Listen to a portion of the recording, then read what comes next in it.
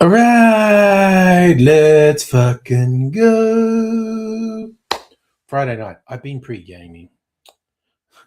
I actually stopped drink. Actually, no, I had a drink an hour ago. Hour and a half ago. Okay, this is a fucking bug. Where'd it go? Jesus Christ. Okay. I feel like I'm going insane. There's a fucking bug on the orange the other night. Hey, Charlie. Hey, Justin. How are we all doing? We'll start easy. Good to have the last of this clarified cocktail. I think I'm going to make an even better one tomorrow. This one's really good. I know how to make it even better, I think. To possibly be my all-time favorite. Anyway. So, weird fucking bug living on my orange is tripping me out, but it escaped. Life is strange. Go. Let's get some peel for a fucking garnish.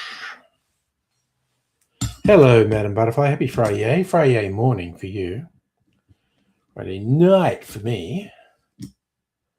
Getting yelled at for bringing your daughters into the women's bathroom. Oh, damn. God, people have got to support dads.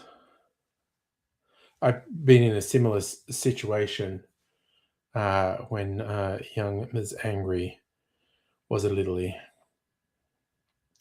Hey, Heiny, got surround working on your new amp. Had it in Avatar. Nice. Well, here's the man to ask. Movies to test out your surround sound system. Definitely.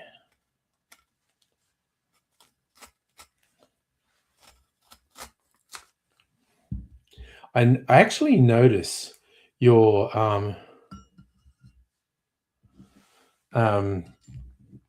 Plex putting a message up saying you've got surround sound enabled. It's drama on YouTube. Okay. I missed the joke. What's actually happening? What's the discourse? Dad took his daughter to the restroom. Someone called the cops on them. People fucking do that shit. And it's like, yeah, you know, I'm just taking my daughter in there. Not taking her into the men's because it's fucking gross. Because men are fucking gross. Ooh, I forgot one thing again. I'm not making any videos tonight because if you were paying attention to the Discord, you'll know I was pre-gaming. Which is to say drinking before I started the stream. And I don't have the motivation to do anything. Women's were vacant. Like anyone who critiques a dad for looking after his daughter like that is a fucking idiot. Anyway. I have to get one thing. Justin, I would not recommend a mother taking her son into the men's room because, repeat, men are gross. Anyway, I'll be back in a minute.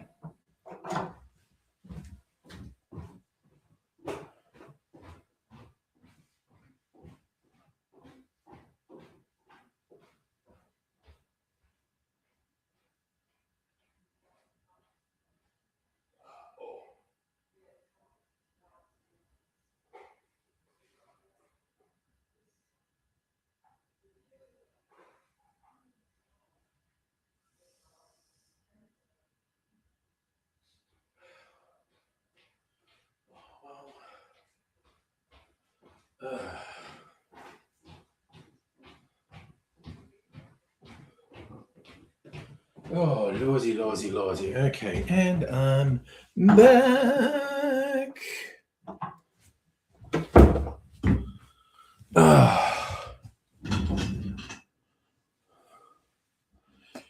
Yes, I am all for supporting parents. And of course, any self respecting dad would take his daughter into the ladies. I mean, perfect world, get one of those, unisex self cleaning ones. I remember taking young Miss Angry in when she was at Little E and kids being kids messing around. We started to get the warning thing that the cleaning cycle was going to start. And I'm like, you got to finish. Well, it's going to start spraying hot water. I'm not finished. You got to finish.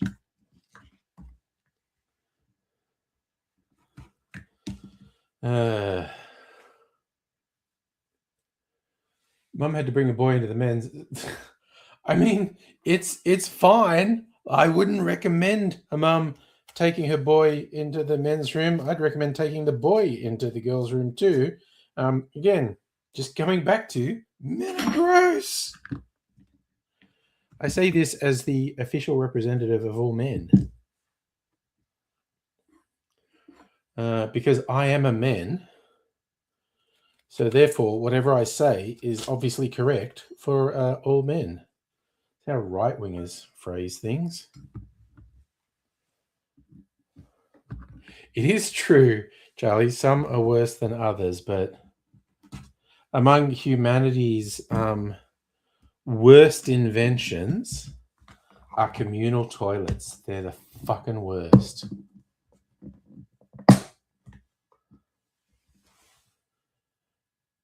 Sorry, I don't understand that question, Charlie. How old was the restaurant I went to? Oh, you mean the picture I posted on the Discord? That is a cocktail bar. I will share the picture. I assume this is what you're talking about.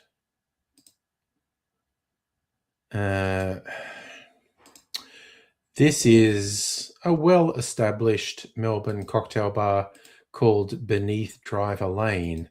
So called because it is beneath Driver Lane. It's down some stairs. This is really fucking old. I think it's older than the 70s. The interior may have been remodeled because the stairs going down to it are really fucking old and worn. So, Jesus, maybe it was an illegal speakeasy or a brothel in the early 20th century. I don't know. But it's down some very old steps, and you got all these little booths here are quite cute. I was sitting at the bar because I was by myself.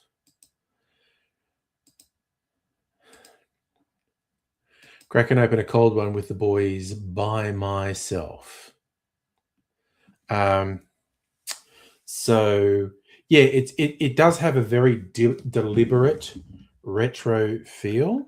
I don't know the history of the venue, like how long it's been literally underground in the middle of Melbourne. I had one of their house cocktails. It was called Monopoly Money. It was kind of old-fashioned adjacent. It was a stirred drink. It had quite an interesting mix of stuff in it. It was really good. Yeah, you can book those booths. Nice venue, basically. Staff were good. I had 3 drinks. My first was at a new-ish bar. I think it's only been there a year or so, called 1 or 2. It's in Chinatown. It's not Chinese themed at all. It just happens to be in a back street in Chinatown. I had one of their house cocktails, a gin one with sake. It was quite nice. Had a good chat with the bar staff. Then I went to Beneath Driver Lane and had one of their house cocktails. Fletcher, that is not the Espy. It's a bar in the Melbourne CBD. You could absolutely go third base in one of those booths. And then the third one, I've actually forgotten what the bar's called. But I had a traditional cocktail, a New Orleans drink called La Louisiane, which was really nice. It was really rich and whatnot. What was that one called? I'm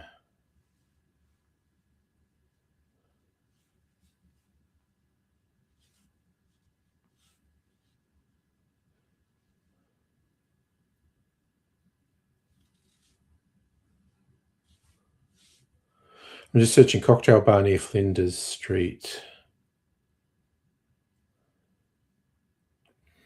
No, not Death and Co. Is it the Florence? Okay. Wait, where did it fucking go? Hosier Lane. Flinders Lane. Flinders Street Station.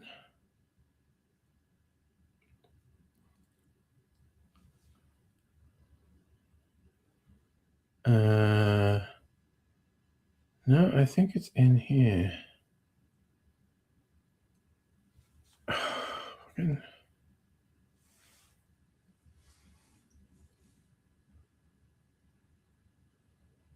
me see. Is it Jada? Oh no, it's this one. Oh yeah, no, Mill Place. It's called Mill Place Merchants. And yeah, it's also going for a dark speak easy vibe. And they specialize in classic cocktails. Very yummy. Rays, hello. Oh, yeah, Fletcher. Facebook is to shit. Go on YouTube, definitely. Successfully swallowed fun-sized Milky Way whole. Damn.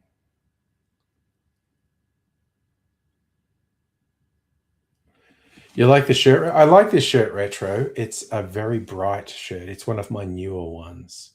Fletcher, that's you, OzTube. Okay, nice. Those who don't know, Fletcher's one of my old school YouTube pals. Actually have hung out in real life. It's a Sydney boy.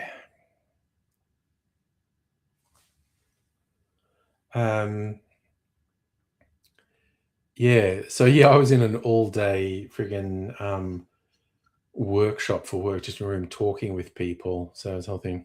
Got a wipe. God. Oh yeah, no, Fletcher. Facebook's a freaking disaster area. It's so rubbish. Ooh, I've got a whole bunch of whiskey things to try tonight. Things that are in barrels. Also, I was at Tonka Beans in one, and most people say to only leave it for 1 or 2 days. It's been 2 days, so I'm going to taste it, see what it's like. And I've also been doing a Biscoff infusion. I might leave that much longer, like a week or something, but I'm going to taste it anyway.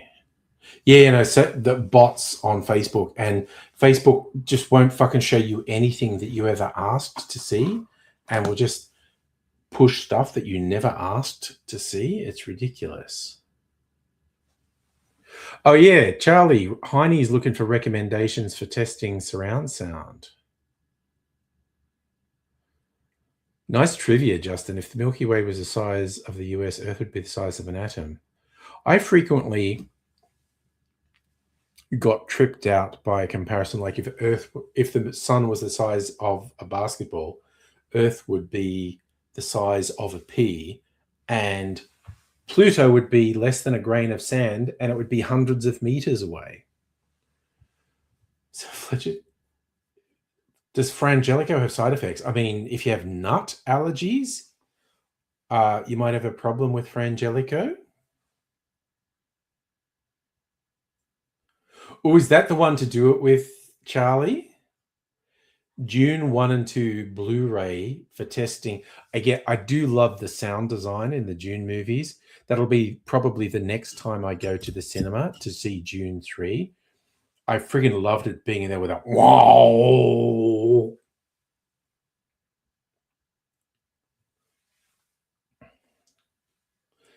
So yeah, I'm just really keen to see what they do with it because Denis Villeneuve changed enough of the Dune story to make it interesting. He kept enough of it to be fan satisfying, but he changed enough to keep it interesting. And so the next one's obviously the Dune Messiah story, the Holy War that goes through the galaxy. I really want to see what they do with it. I believe Denis said he doesn't want to do any more Dune movies, but if it makes money, the studio might say, yeah, there's Children of Dune. And then the subsequent 6 Dune books, the fucking family milked the legacy with. Fletcher, the Duffer Brothers Burrows. No, I haven't. I did see an article today that said Netflix cancelled it after 1 season. Jolly, the scene which the Fremen bestow Paul with his new title. Ooh, nice. So just some generic political pages on Facebook, left and right, are not genuine. Oh yeah, no, they they are literally troll bot pages. Various people are just interested in destabilizing the discourse and stopping people from ever talking to one another. Can't we all just get along? Apparently not. And also, it is Martini Day. And if I start drinking martinis, I get fucked up. So I don't know how long I'm going to last tonight. We have to see. I might start Angry Bunch early because I might need people to keep me going. Because if I start fucking making martinis, that's when you know I'm not fucking around. Martinis are the drink of people with no time to spare.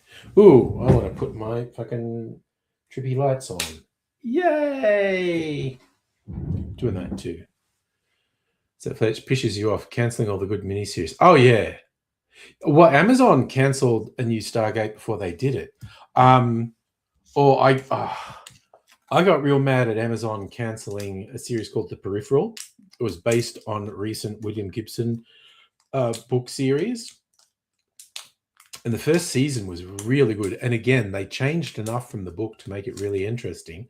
And yeah, Amazon shit canned it after 1 season. Very frustrating.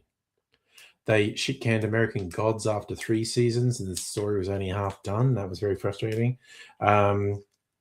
It feels like if you're gonna get involved in a show, get involved in an Apple TV show, because that whole thing seems to be a vanity project that they don't care about viewership. Retro. If you hear you get no sleep, got to keep going. Well, I'm here for as long as you want, man. Ooh, that's another good one for testing surround sound, Charlie. Wormhole scene in Interstellar. But yeah, the Apple TV thing, and I know it's still going to go because I always assumed it was like a Tim Cook vanity thing, but he's stepped down now, so I don't know if it's going to keep happening. But Apple seems to run very expensive sci-fi and fantasy shows, and they don't really care about the viewership. Like 5 seasons of For All Mankind, 3 seasons so far of Foundation, and I believe they're still going with it. Retro, you think it's true about Apple? It's like vanity projects. They want to be cool. I mean, Jesus Christ, they've got good series. Severance, Pluribus, so many good series.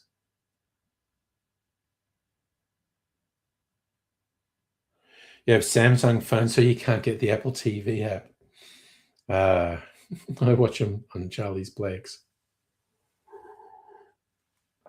Oh, Justin, everyone's putting up the prices of everything because of RAM prices because fuck you, AI. It's just a fucking bubble that's going to fuck us all.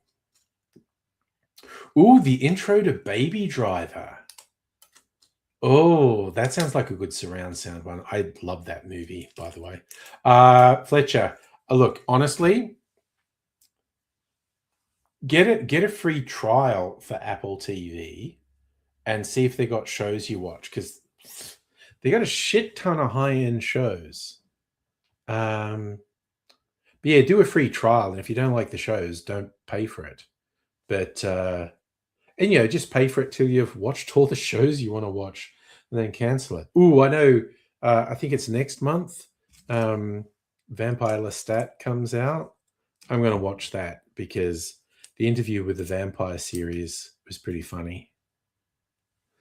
Retro. I at work, because we're a Microsoft place, we are actually using some of the features of Copilot. So I'll use it a little bit at work for starting me off on things. Oh, Justin, the scary thing is the AI bubble bursting is probably going to crash the world economy. It's probably going to be awful. It feels like it's inevitable because it is absolutely bullshit hype, and it's a stupid amount of money they're tying up in it, and it feels like it's going to be just awful. Yeah. I'm actually quite worried about the amount of damage the AI bubble is going to do when it bursts.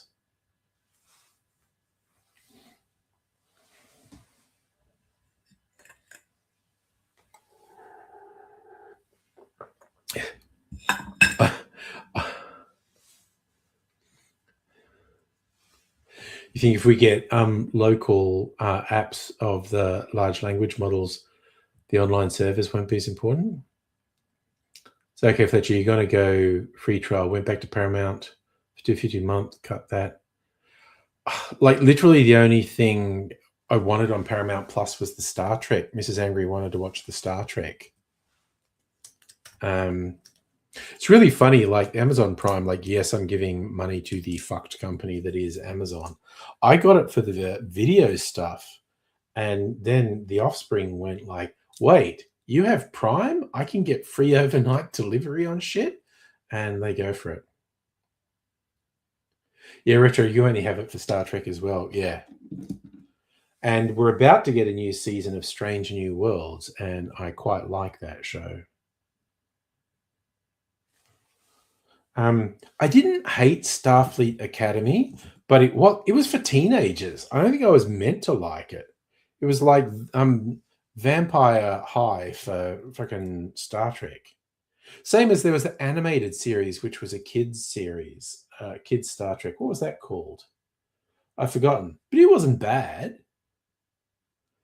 But it was for kids, and Starfleet Academy was for teenagers. Horny teenagers, mind you. Lots of horniness in oh fuck, Heine, Lower Decks is freaking awesome. Yeah, Retro. No, it's definitely for teenagers. Starfleet Academy. I did not dislike Starfleet Academy. Oh yeah. Oh my god, I'm so angsty. I've got a couple of episodes to go in season 2 of Friends and Neighbors. Holy shit, that show fucks up my anxiety. I swear to God, everything is so friggin' full on. Below Decks is an absolutely killer Star Trek animated series. It's so fucking good. That's not the kids one. That's for adults. It's not for kids. And it's for hardcore Trek fans, Lower Decks. Are they really doing another season of Lower Decks? I thought they'd killed it off. Technical Dino, hello. Oh, dude, teenagers, not kids. Starfleet Academy, there was lots of horniness in that. Teenagers at Starfleet Academy getting very horny. Justin, your birthday is on Monday. Happy early birthday to you.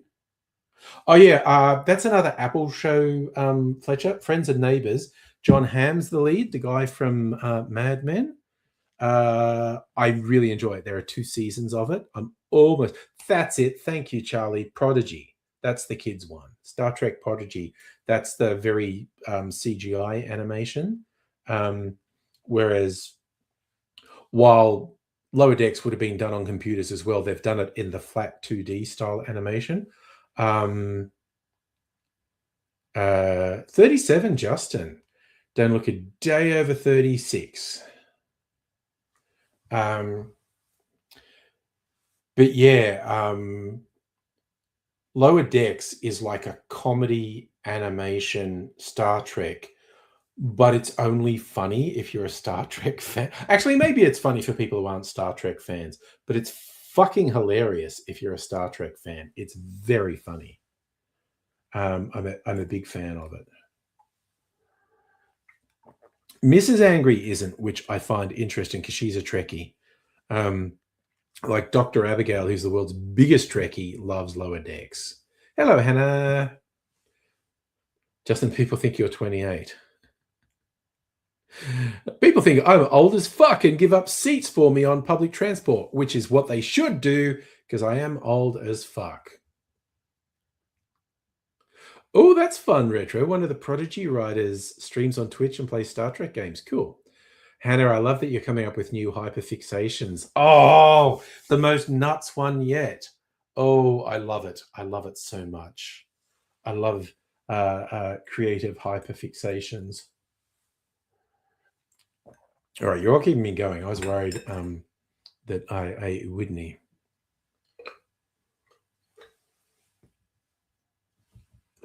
All right, I think it's time for me to start watching stuff. So, Charlie, you're bad. You're right. No more Lower Decks. Okay. Oh, no, you were wrong on the internet. Oh, Patton Oswalt.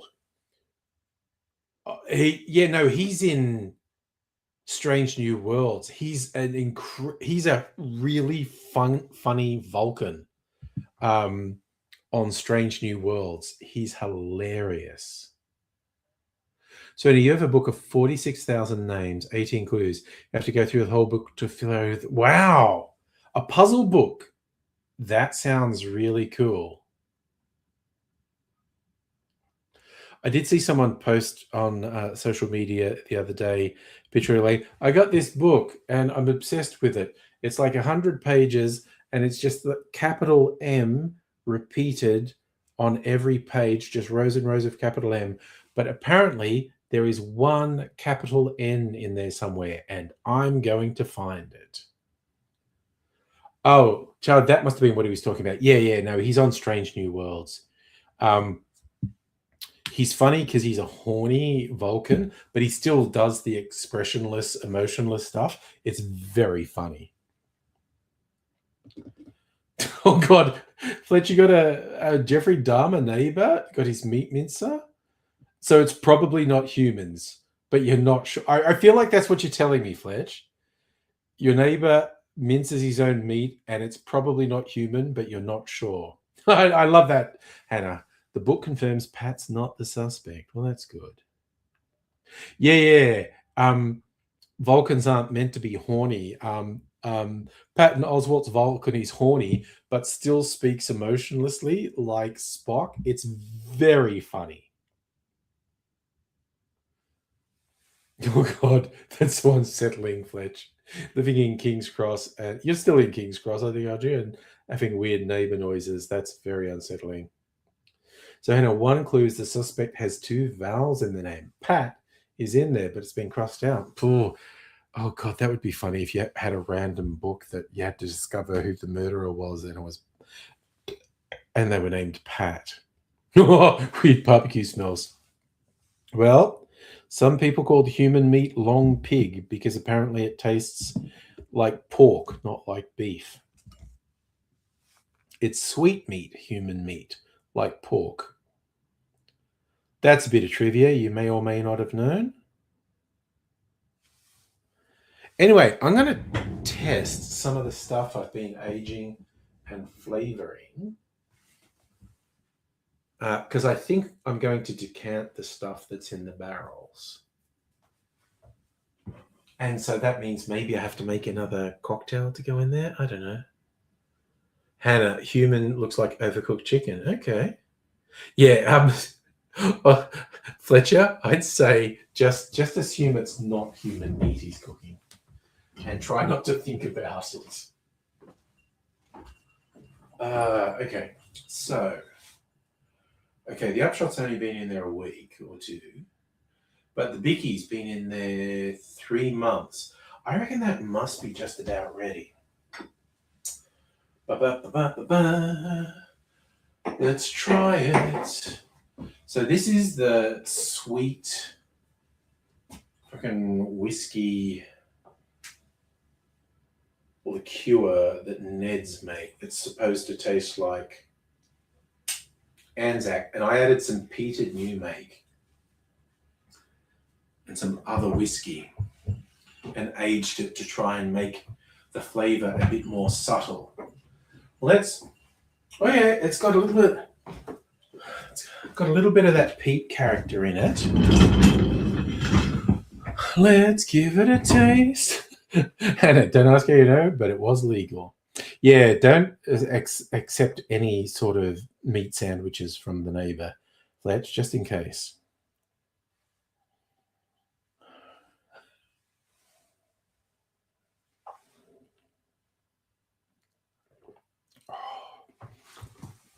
That's really nice. That is fucking yum. That's really good. Mm. Okay, that's getting decanted. One other to try. The apple moonshine. So these were unaged spirits. All right, I'll go around the front. These were unaged spirits that I've been aging. And this should be the equivalent of a couple of years in a big barrel.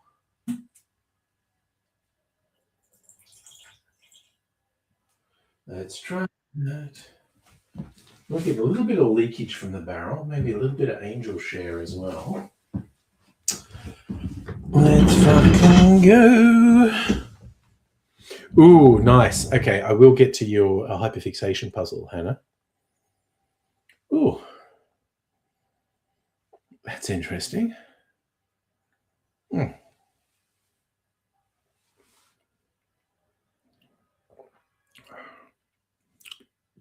Oh yeah, that's got a very distinctive. Your comment when I'd forgotten to put the eggnog recipe video in there. I did see that, and I fixed it and put it in the description. Okay,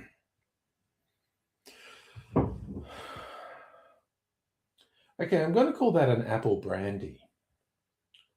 It doesn't taste like whiskey at all.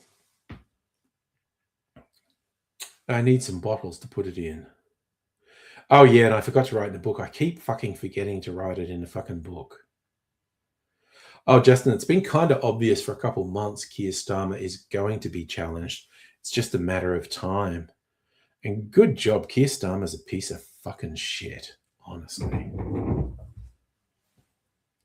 Labor needs a leader who actually pushes working class values to stop those right-wing fuckheads from being the populists. Sir Keir Starmer. Who the fuck has a sir leading the Labor Party? What a pile of shit. Ooh, did John Oliver do a thing on Keir Starmer? That would be funny. I need to find that. Okay, I need a couple bottles. I'm gonna decant this shit. What have I got? Yeah, I've got a couple of bottles. This will be fun. I'll see how much Angel's share I lost. Because these are 700ml bottles, and I put way more than 700 mils in these barrels. Let's see what's what. First up, the Bicky, which is particularly good. Got a funnel. Got a sieve in case there's little bits of charcoal coming in. All right. Oof. Sorry, these barrels are really dark, like it's leaking a lot. Oh well. Anyway. Do some peeing ASMR. Should set up an OnlyFans where I do this. Make a lot of money. All the sick bastards on the internet.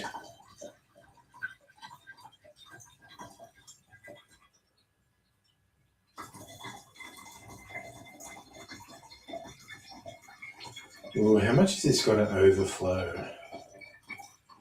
This will be interesting. But this is particularly good.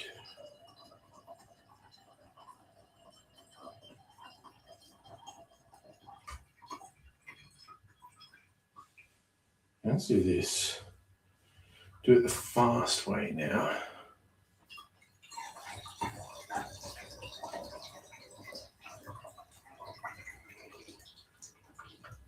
Okay, I made a mess.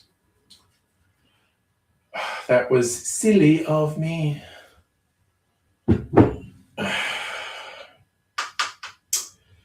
Looks like there was no stuff. Anyway.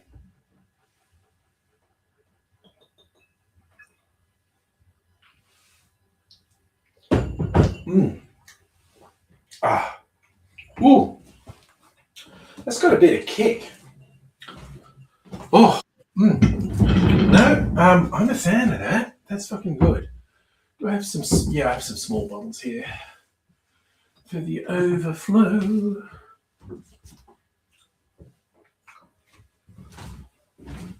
I think this thing was written with a thumbnail dipped in tar. Kenzie's gone to Queensland, drove him, and we don't know where he are.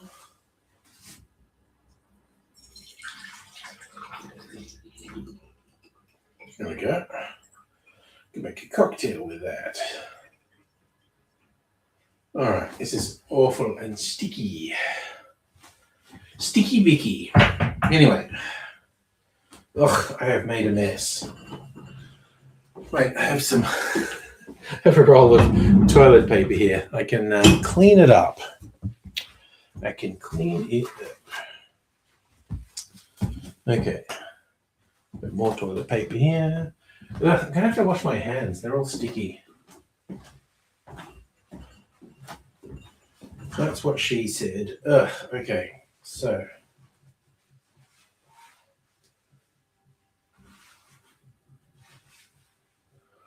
Oh.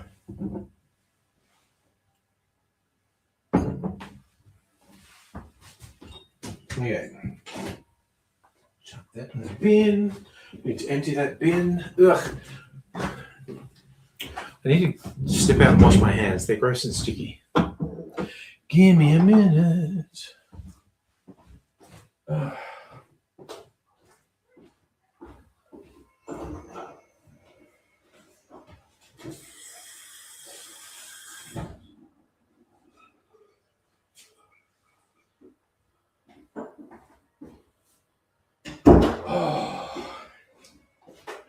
Okie dokie.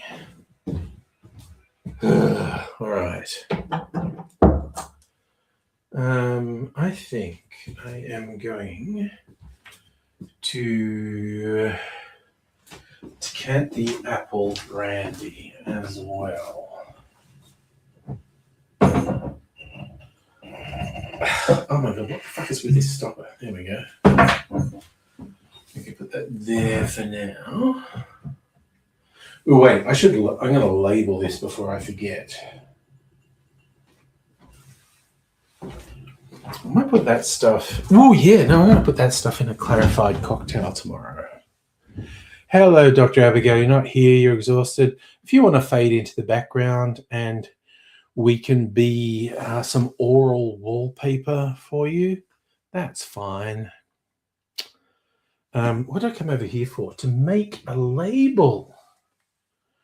Got the label maker. First thing you do with a label maker is make a label that says label maker. Okay, so this is Vicky print.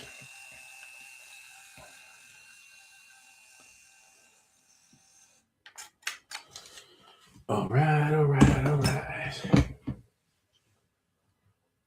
Oh, I put this in the cupboard. Oh. Okay, it's pretty fun.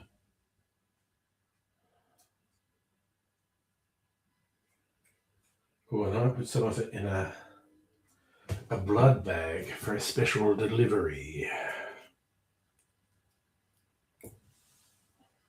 All right, come on, goddammit. Ooh, could I do it tonight, in fact? Vicky. Okay, be like that.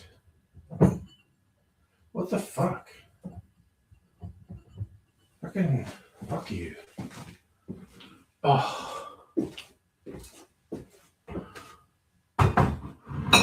Oh, also, when I was in the city, I randomly went into a bottle shop. It was like the Coles affiliated bottle shop because I wanted some brown creme de cacao and no one seemed to have any in stock. I thought I'll go in here, maybe they have it. I went in, and what they had on clearance, this Bass and Flinders spiced Christmas brandy, which is fucking awesome, which costs $120 a bottle. And because they hadn't managed to sell it and they wanted to get rid of it, $70. So like $50 off. And I love this stuff. I had a bottle of it that I bought more than a year ago that had been like jealously guarding. Now I can be really extravagant with it because I've got extra. All right. Time to decant the apple brandy. Okay, I'll take this label off because there's nothing in there now. Maybe I just want to put wine in. Oh, maybe I want to put the Tonka bean whiskey in there. I don't know. I've got to taste the Tonka bean whiskey next. But let's decant this apple brandy.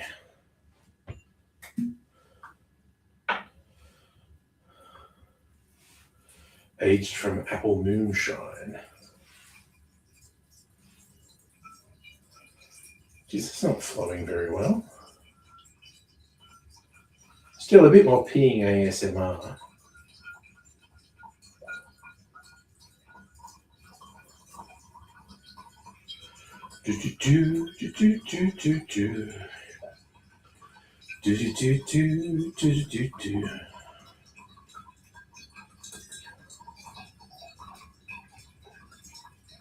Oh dear.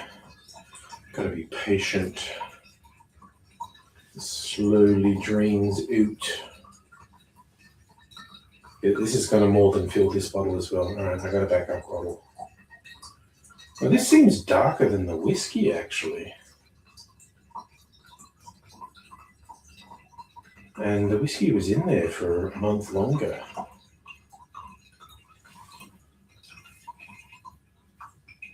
Try this. Do it the fast way.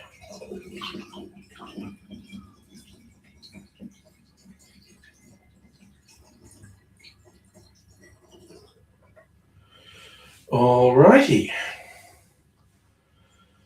That's the big bottle filled of a quite dark apple brandy. Now we've got a little bottle for the overflow. Come on, goddammit. Alright. Little bottle. So, ooh, I think this has got far less angel share.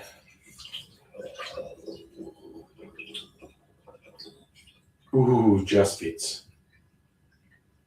That was close. All right. Take that label off. Okay. Put the stopper back in for now. So if I fill it with wine or something else to keep it wet, just like your mum, keeping it wet. Right. Yeah, fuck, it's much darker than the whiskey. Okay, got to do another label. Oof, he said. Oof. Furphy sold. Hello, Queen Bee. Furphy sold you a doctorate for $500. That's nice. We got sirs and doctors. Nice.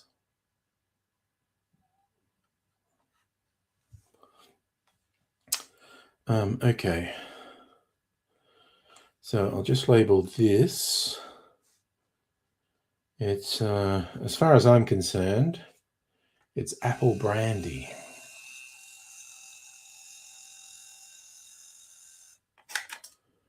All right.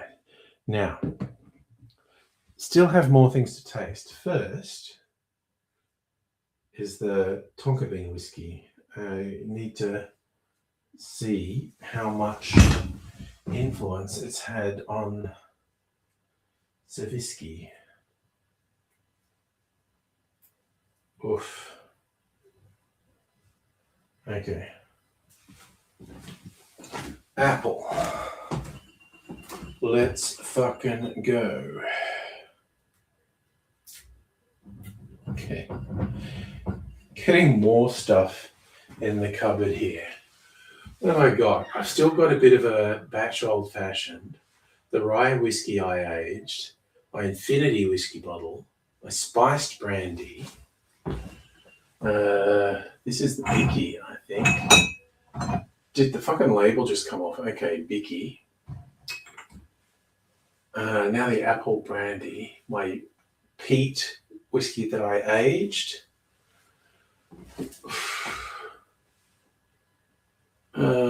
Fine, we'll just put it here.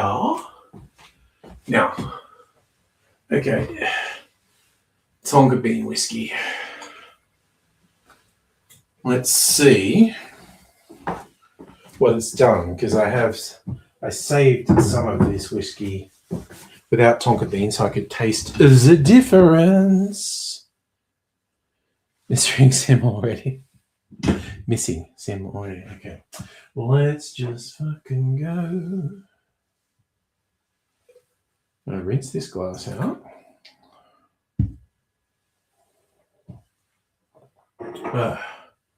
And rinse this glass out.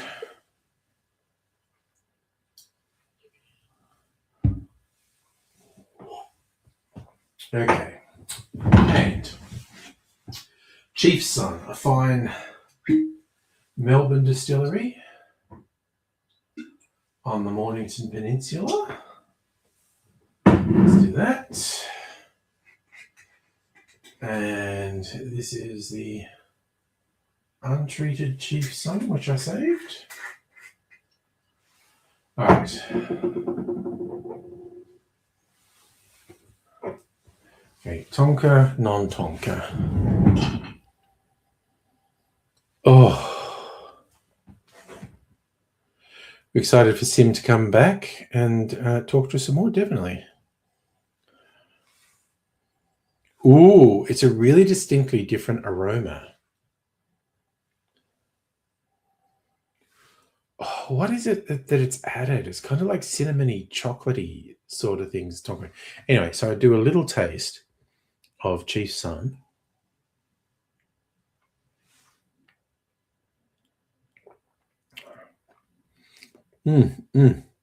Which is a fine whiskey. Ooh, tastes a bit like burnt honey in a good way. Oh, so Sim's actually on a plane to England. Okay, I wasn't sure it was this soon she was going. I know she mentioned it last week. Okay. Tonka bean whiskey.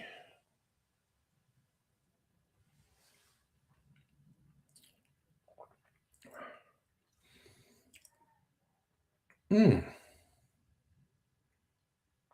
what has that done?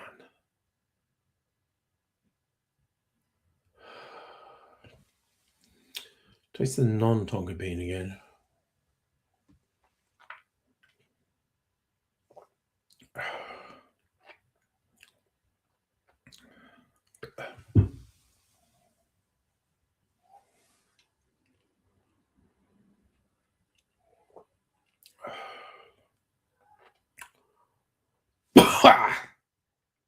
Sorry, I just inhaled it at the wrong time.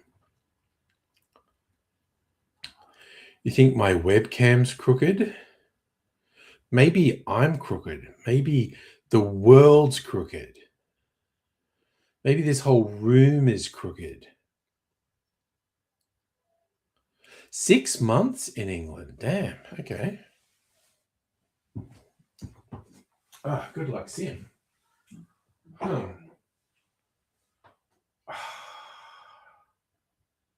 Yeah, I feel like I want to put that in a barrel for a while, actually. The world is a vampire. Sam to change us. Okay, let me see.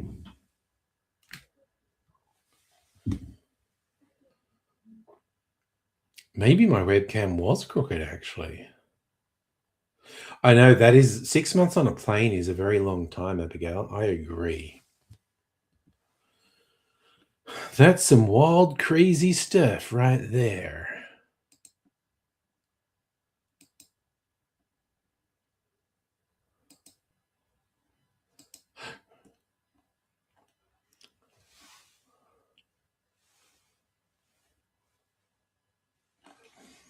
Okay, sorry. I want to do this thing of Hannah's, the fixation, this book.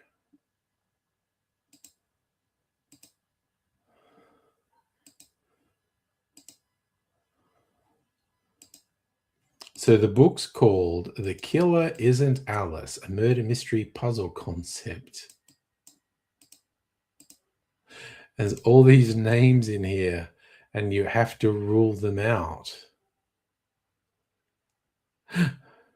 And Hannah's determined to work out who it is. I don't know what the process is for ruling the names out, but Jesus, it's a hell of a thing. I love it.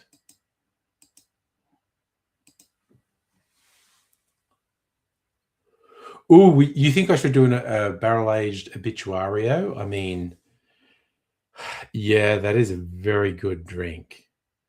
That is one of my favorites. Fallen Dreams, hello, how are you? I am doing fairly well. That's a winner of a suggestion. Actually, you know what I might look at? Because I also made another one like that, which is like substituting some agave in a drink. God, and I've kind of forgot. Okay, but yeah, I'm maybe going to make that. I don't know if I'm together enough to make it tonight.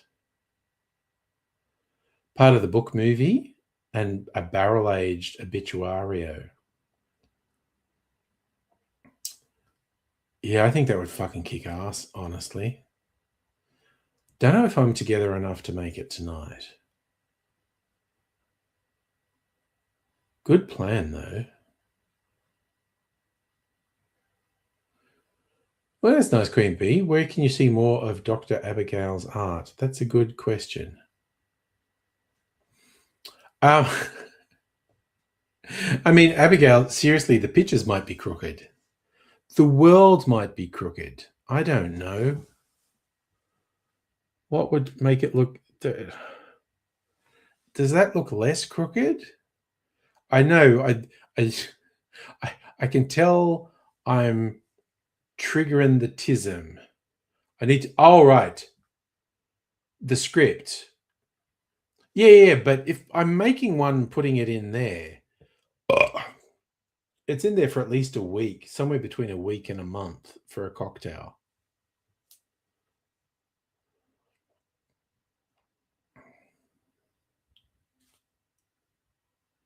Don't have a website, art on Insta. There you go. There is an appetite in the world for it, Dr. Abigail. I do have 4 barrels, Heine. Yes. Part 1's the making, part 2 is filmed a month later. All right. I will script it, Charlie, as you say. Oh, okay. I thank you for pointing it out, Abigail. So I feel like I was triggering the tism. I have actually bought 5 of them, Heine. I took one of them apart. Do you want to, Heine, do you want to barrel Charlie? So charred barrel staves. Like, so you get a cheap bottle of whiskey and drop this in the bottle, or if the neck of the bottle's not big enough, put it in a jar and put this in, and you can age the whiskey for longer. Actually, that's an open offer. Does anyone want a barrel stave? I've got a bunch of them from one of the barrels I took apart. And I sent one to Charlie. If anyone else wants one, thanks, Celtic. This is a pretty good shirt. It's pretty goddamn bright. This is one of my brightest shirts. It's not the most flamboyant. I think the Hawaiian style ones are more flamboyant. Oh, that's okay. You don't think you'd use it, honey? That's fine. I got to decide if I want to get a Danish whiskey. One of the mailing lists I'm on, it's going, we're having an end of financial year sale of our whiskies, and we've got all these world whiskies, and it's 20 to 50% off. I was only interested in the 50% off ones. And there was a Danish whiskey that like 50% off. So it was like 50 odd bucks for it. I was like, God, that's kind of tempting just because what the fuck is Danish whiskey? And I do want to be able to say to people, I've got Danish whiskey. All right, I am going to put this Chief Son in a barrel, actually. And I'm going to strain the tonka beans out. And then I'm maybe going to make a martini, and then I'm maybe going to be really fucked up. We shall see. Yeah. Do I have any of the little funnels for making blood bags? Because I could maybe do that while I was thinking of it. I know I was washing some of the little... there's one. Little funnel, little funnel. Wait, I need to get a couple blood bags. I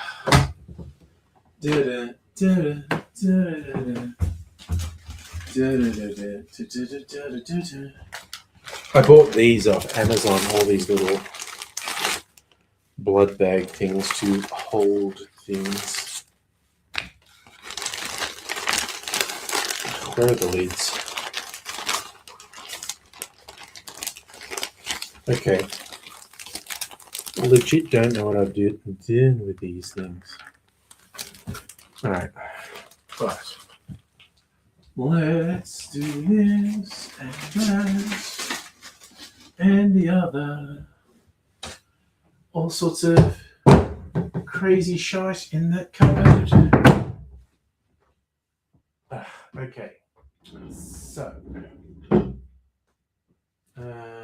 okay, I'm going to make a little label to, and the Chief. I'll maybe leave that for a couple of weeks to a month, I think. I'll put a date on it. Hey, Safa. Did I I don't know what that means. Don't have any trivia. Look, we can easily get quizzes or whatnot. That's not difficult. Okay, we're going to print that again and then fill a blood bag.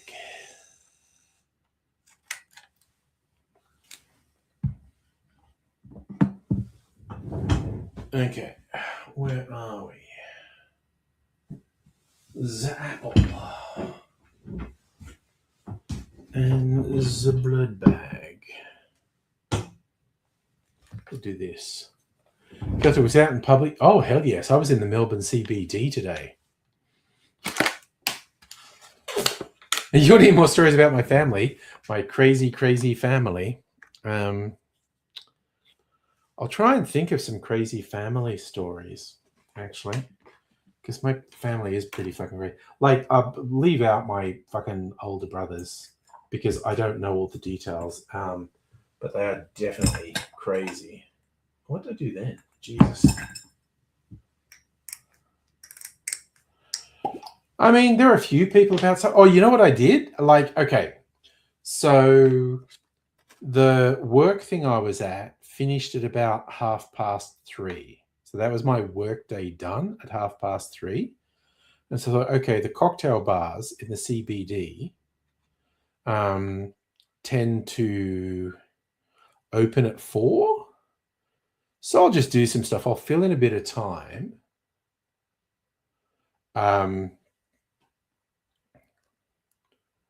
And go to bar. And I went to Caretaker's Cottage, Australia's #1 rated cocktail bar. And I swear to God, I don't think it was even 4:10. It's a tiny venue. It is literally an ex-caretaker's cottage. The caretaker who used to look after the church. At 4:10, it was already full, and there was a line of like 20 or more people wanting to get in. So I thought, okay, I'm not going there. So my first stop was a newish bar in Chinatown called 102. It's a very little place. And I think I was their first customer. Staff are very nice there. They make nice drinks. They had one of their house specialties. It was like a gin and sake cocktail. It was very yummy.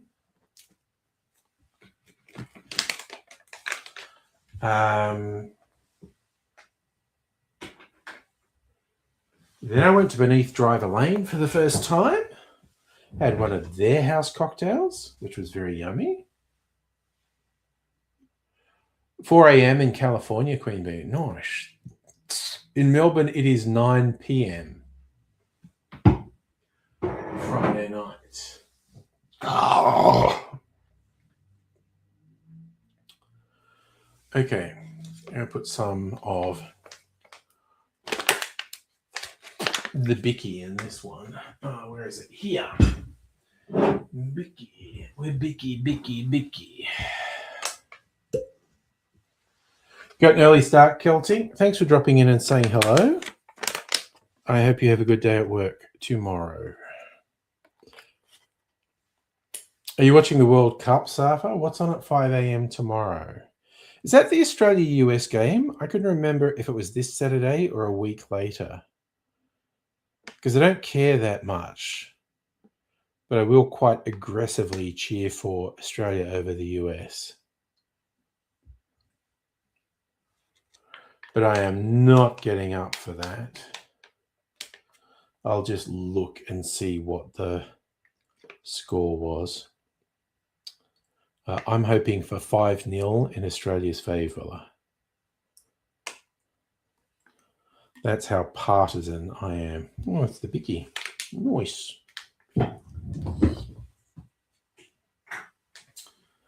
All right, got a little care parcel coming together. Let's label that one with the label maker.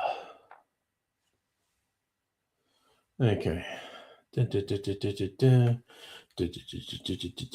and sex.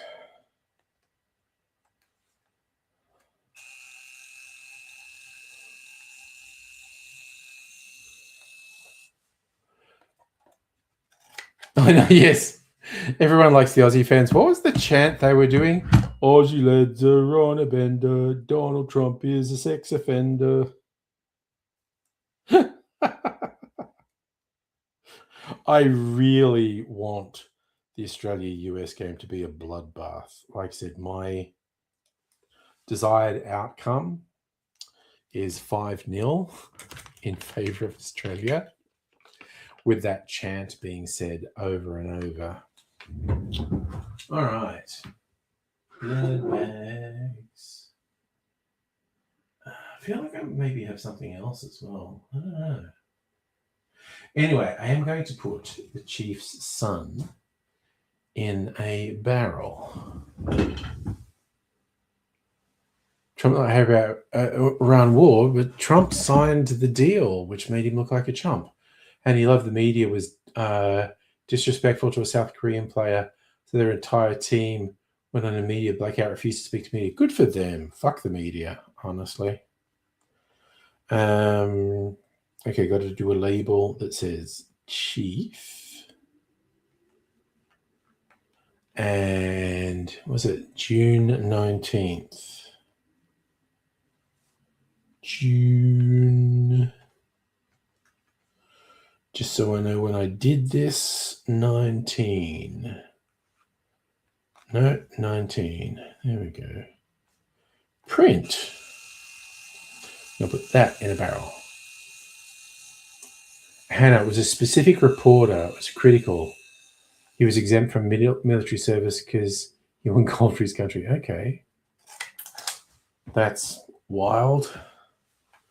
All right. Oh. So I'm just going to put this in a barrel, and then I think maybe I'm due to make a martini. And then legit, I might start Angry Bunch early because if I'm going to stay awake at all, I need other people to prop me up. So let's fucking go. Oof. Okay. Just doing this one because I can reach it. Put the label on it so I know what it is. Oh, I haven't tasted the Biscoff whiskey yet. I need to taste that. That was the entire bottle of Black Flank single malt, which apparently was not a hit, so is on clearance at the moment, but it's quite tasty. I like it. All right. Got to catch the tonka beans because I don't want to drink a tonka bean.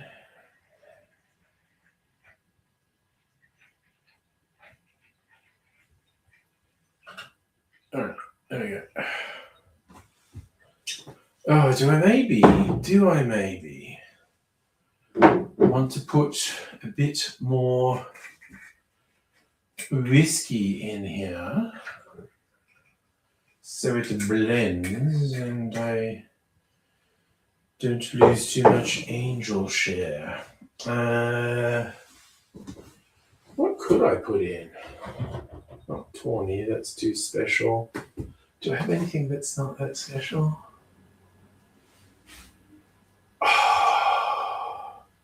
My Infinity Mix, maybe?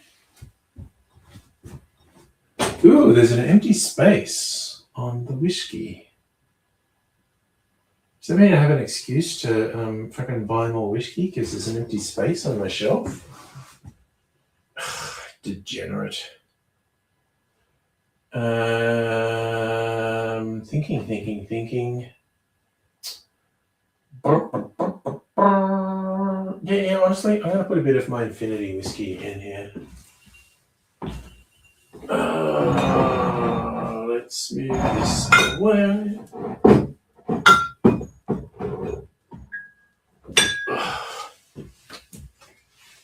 I have to just a little, not a lot, just a little bit of Infinity whiskey.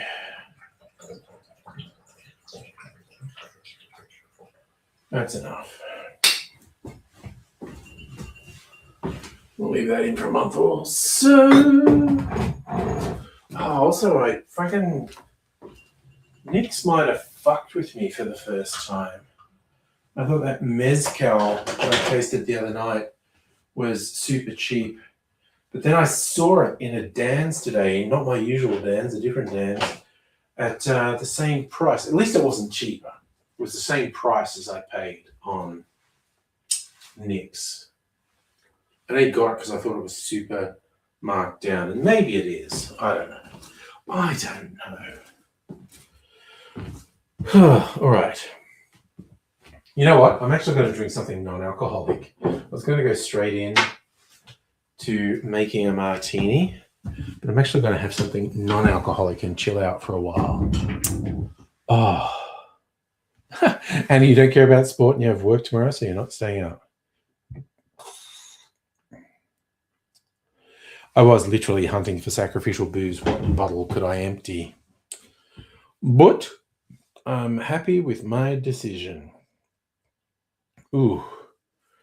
Okay, what will I'm just going to keep it simple.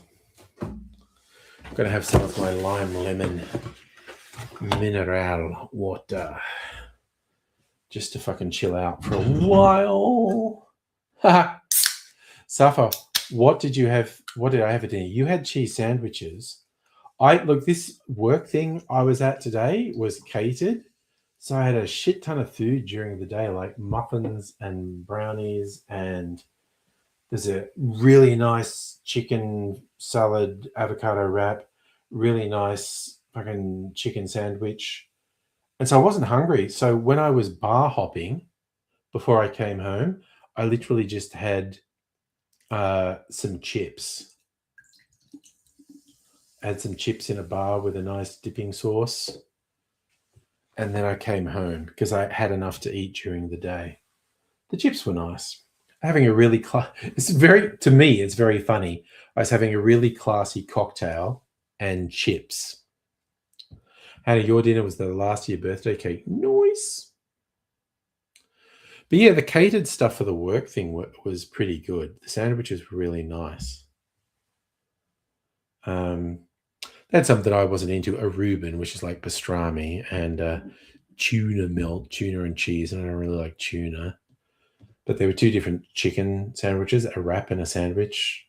And they were like cut in half. So I had half a wrap and half a sandwich. And they're really good. But yeah, I was really fucking full, so I didn't need dinner. Just sat in a classy bar, having a classy cocktail, eating chips. Because that's how fucking classy I am. Now, it wasn't triangle sandwiches. It was square sandwiches, but they were like really fucking big. Like even like they were clearly cut in half. It was like there was 4 of each thing, and they were clearly 2 big sandwiches cut in half. And they were super fucking yummy, honestly. So I used to work functions, generally shocked by the number of people who reach for a tuna sandwich in a Queensland summer. Yeah, a questionable decision, to be sure. I'm not a tuna person. I don't want a sandwich, and I'm also not a pastrami person, so I didn't want the Reuben. I don't know if anyone had the Reuben, but the chicken sandwiches, 2 very different ones, the wrap and the sandwich, were both really fucking. And there was a vegan one made for vegans. Even the treats, there were like brownies, and then there were like vegan treats as well, muffins and brownies.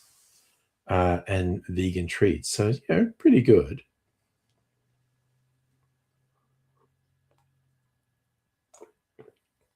Oh, how do you like turkey and cranberry? I'll line up for turkey and cranberry, honestly. That sounds pretty fucking good to me. I do like chicken, though. So, I did appreciate the chicken sandwiches. And yes, I will be having my recovery breakfast tomorrow of a sourdough bacon baguette. This is the whole thing. Okay, because normally I'm working from home on a Friday, so I can like duck out at lunchtime or whatever and get my sourdough for the weekend. But I wasn't. I was in the city, and so I couldn't do it. So I actually got 1 baguette yesterday, which I split with Miss Angry. She's eaten half, and I'm going to have half of it tomorrow. I'm going to toast it and have it tomorrow. And I haven't decided yet. On Saturday, I'm going to go out and get some more bread. I'll either go to Wood Frog and get another sourdough baguette, which is really yum, or go to another artisan bakery and get something artisan. I haven't decided yet. It's all down to what mood I'm into tomorrow. And your mum used to make toasted chicken, cheese, cranberry, mango sandwich on Turkish. Oh my God, that sounds fucking amazing. Canned mango because it's soft. Oh my God, that sounds fucking amazing, honestly. Charlie, you like salami, cheese, red onion, tomato, salt? That honestly also sounds really good. Wow, who knew we were going to be doing sandwich talk? You can never predict what we're going to talk about. We talk about crazy, messed up shit, and then we talk about wholesome stuff like what are the best sandwiches? And you're going Jarlsberg, roast chicken, cranberry sauce, super soft tinned mango and Turkish bread. I mean, that legit sounds good. Like I got this thing from the supermarket the other day. I was going, oh, look at this thing, stuff that's on sale. It was a deboned butterfly chicken done. They called it Moroccan spice flavor. And Mrs. Angry cooked it in a baking dish with a bunch of veggies in the oven and then chopped it up. And oh my God, it was so good. It was so tender. And it had a really nice flavor. Yes, Anna, it is the neurospicy in full fucking flow that there are no boundaries to the conversation on the stream. Oh, actually, that's pretty good. Oh, like also when I went out and I had those cocktails in the city, because I was parked at the train station, so it's like those drinks were spaced out over I don't know, like almost 2 hours, and then there was the train trip home, and I'm like, I'm fine to drive home. I'm sure I didn't feel that drunk. But I actually checked on the breathalyzer when I got home and it was like 0.04. Hell yes. Just squeaked in. Justin went out and bought Foster's beer. Oh my God. Did you suffer a head injury this week?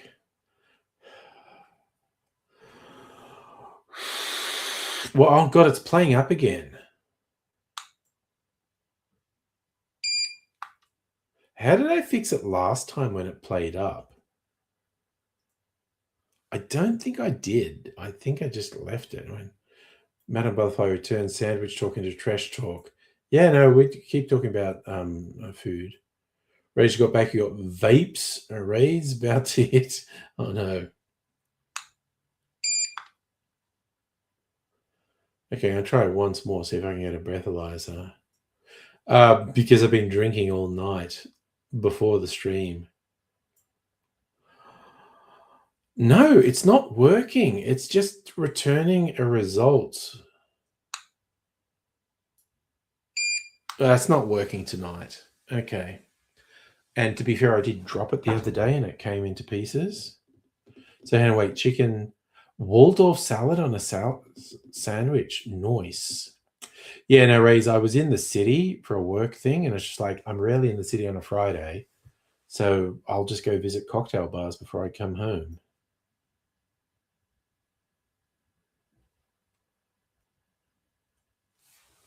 So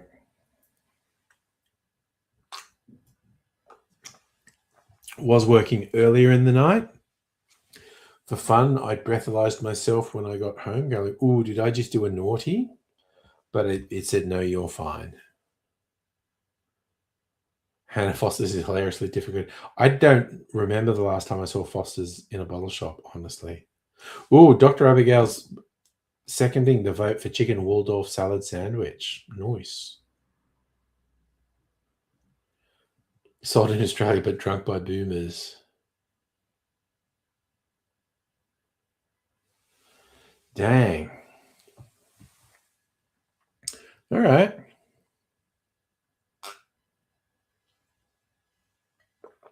Man,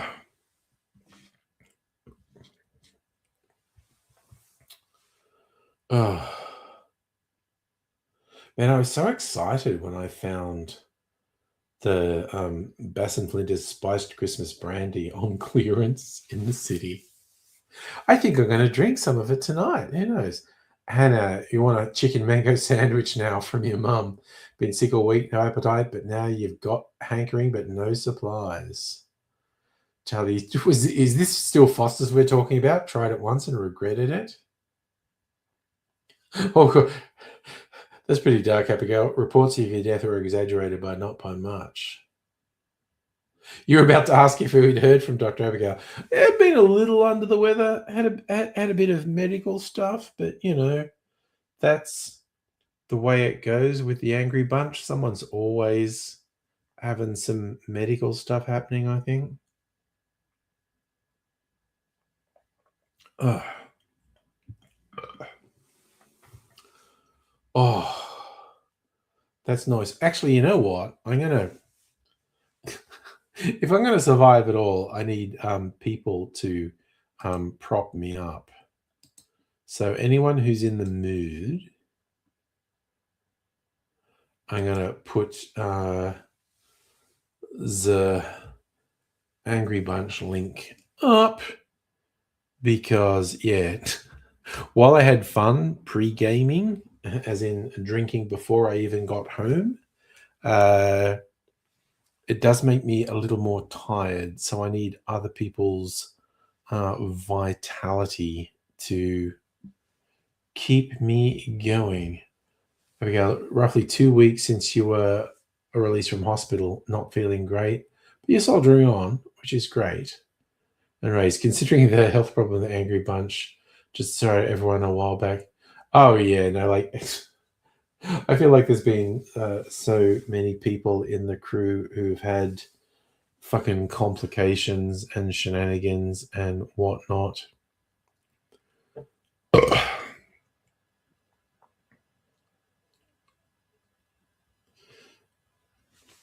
Abigail has entered the studio. Hello. Smiling. That's a wonderful smile. Thank you. I love Ray's thinks for me to be up, I need a drink that's blue or red with lots of sugar in it. Do I look tired? Look, no more than me, and I'm surprised, frankly, that I'm still awake right now.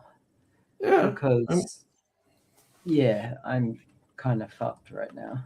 glad you've come to hang out for however long, whether it's minutes or hours. That's all good.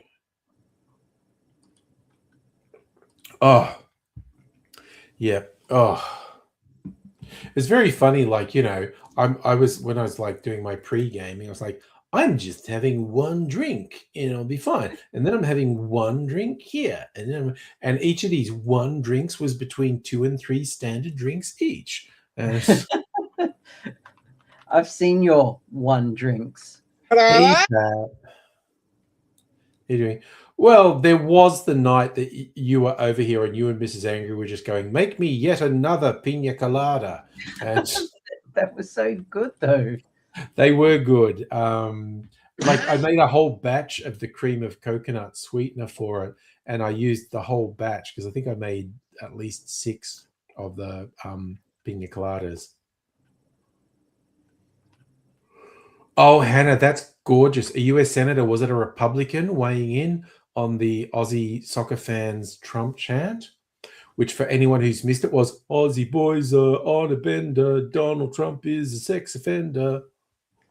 And Shirley. G'day, gang.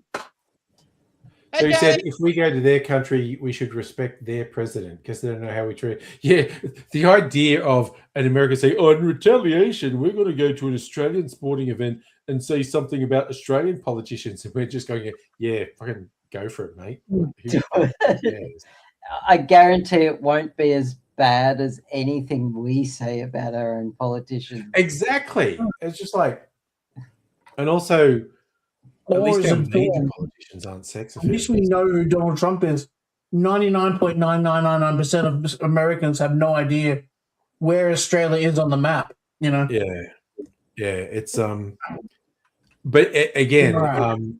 I'm not staying up to watch the Australia USA game, which I think is 4 or 5 a.m. our time. You're staying up to get pissed with us.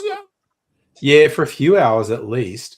But I will gleefully look for news clips because I expect the crowd to just go ballistic with the Donald Trump chants. What should I drink tonight? Oh, I want to see some shit go down. Put that away then. Oh yeah, no, Ray's the sex appeal is all over the place now. Exactly, Retro. Australia is a conspiracy theory. It doesn't really exist. Yeah, exactly. And the Americans go, "Your prime minister's a poo-poo head," and we put out the onions for Tony Abbott. It's just like, you are not going to say something more disrespectful. And I don't even mean of political opponents. Like the supporters of the particular prime ministers will say more negative things than. But again, again, to the best of my knowledge, none of our major politicians have been sex offenders. So it's Not like, just that, but one of Australia's favourite things is self-deprecating humour. yeah, Like, we're all for fucking making fun of ourselves, you know? So bring it on. yeah. It's just like telling them it's not going to work, guys. You're going to come here and have a go at our politicians. It's not going to work because we're not going to care. We have a go at our politicians. So, what do I do with these? Do I put them in a drink or? Oh, yeah, no. They particularly in bubbly things like prosecco or champagne. You put the Okay. yeah, and I think they were from Christmas, and they were like super marked down at the bottle shop. And I went, that's a funny thing. Charlie won't be expecting that in the package. No.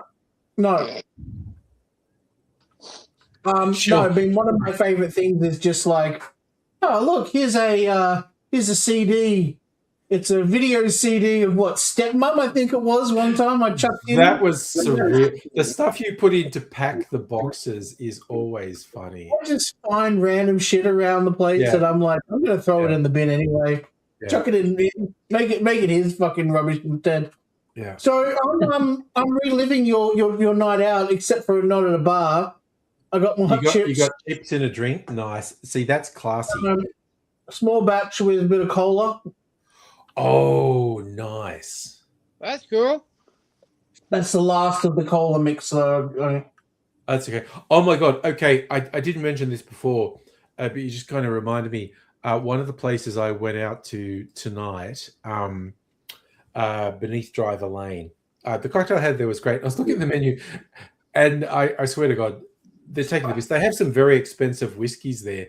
On the cocktail menu was an old-fashioned made with this Pappy Van Winkle, which is one of the most expensive American bourbons that exist. And it's like, you can get a Pappy Van Winkle old-fashioned for $350.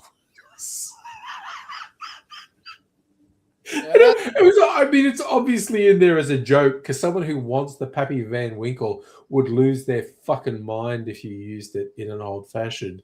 But like, I went there and they gave me the menu and I'm looking at it and I found something which is just, and I saw this Pappy Van Winkle and I started cracking up laughing. And the guy's like, "What do you have?" And I went, "Well, just after I win Lotto, I'll come in and order the Pappy Van Winkle old fashioned. But tonight I'll have this one." I have thrown in receipts before. One time, I think it was not last box, but the box before, I had someone staying over who was a friend of Sophie's, and he went out each day to get one of those Dare iced coffees. And that was sort of the running gag because every week Celtic would bring in, a receipt with a Dare iced coffee on it, right? Yeah. Yeah, it would be Dare iced coffee or an energy drink or a chocolate bar. Yeah, but the Dare iced coffee was his big thing. Yeah. Did I have it laminated? I think I had it laminated. It was pretty funny. Yes. So yeah, I thought that was quite funny. Yeah, it was just stupid jokes I get. Like all the stuff next week coming in is going to be like just stuff that you can parade on camera that will be good laughs and stuff like that too. So, like, in jokes are the best jokes. Like when you do them and someone who doesn't know what you're referencing is like, "What? That's not funny." No, it's fucking hilarious because it's referencing a thing you don't know about. Yeah. Yeah. It's really rewarding when you get it too. Like, I remember I'll tell this in joke and then you go, "Oh, I see what you did there," I was like the other night, Justin unknowingly triggered one of my old share house in jokes from the 90s, he just referenced his dad working for a big firm. And we had this joke where you'd say, like, oh, hi, nice to meet you. I'm Andrew. What's your name? I'm Dick. Oh, Dick, what do you do for a living? I work for a law firm in the city. And you go, oh, is it a big firm, Dick? And then we would laugh hilariously. And we would do that all the time. And the other night, Justin just mentioned his dad working for a big firm. And I was like, oh, God, I just had flashbacks to the 90s.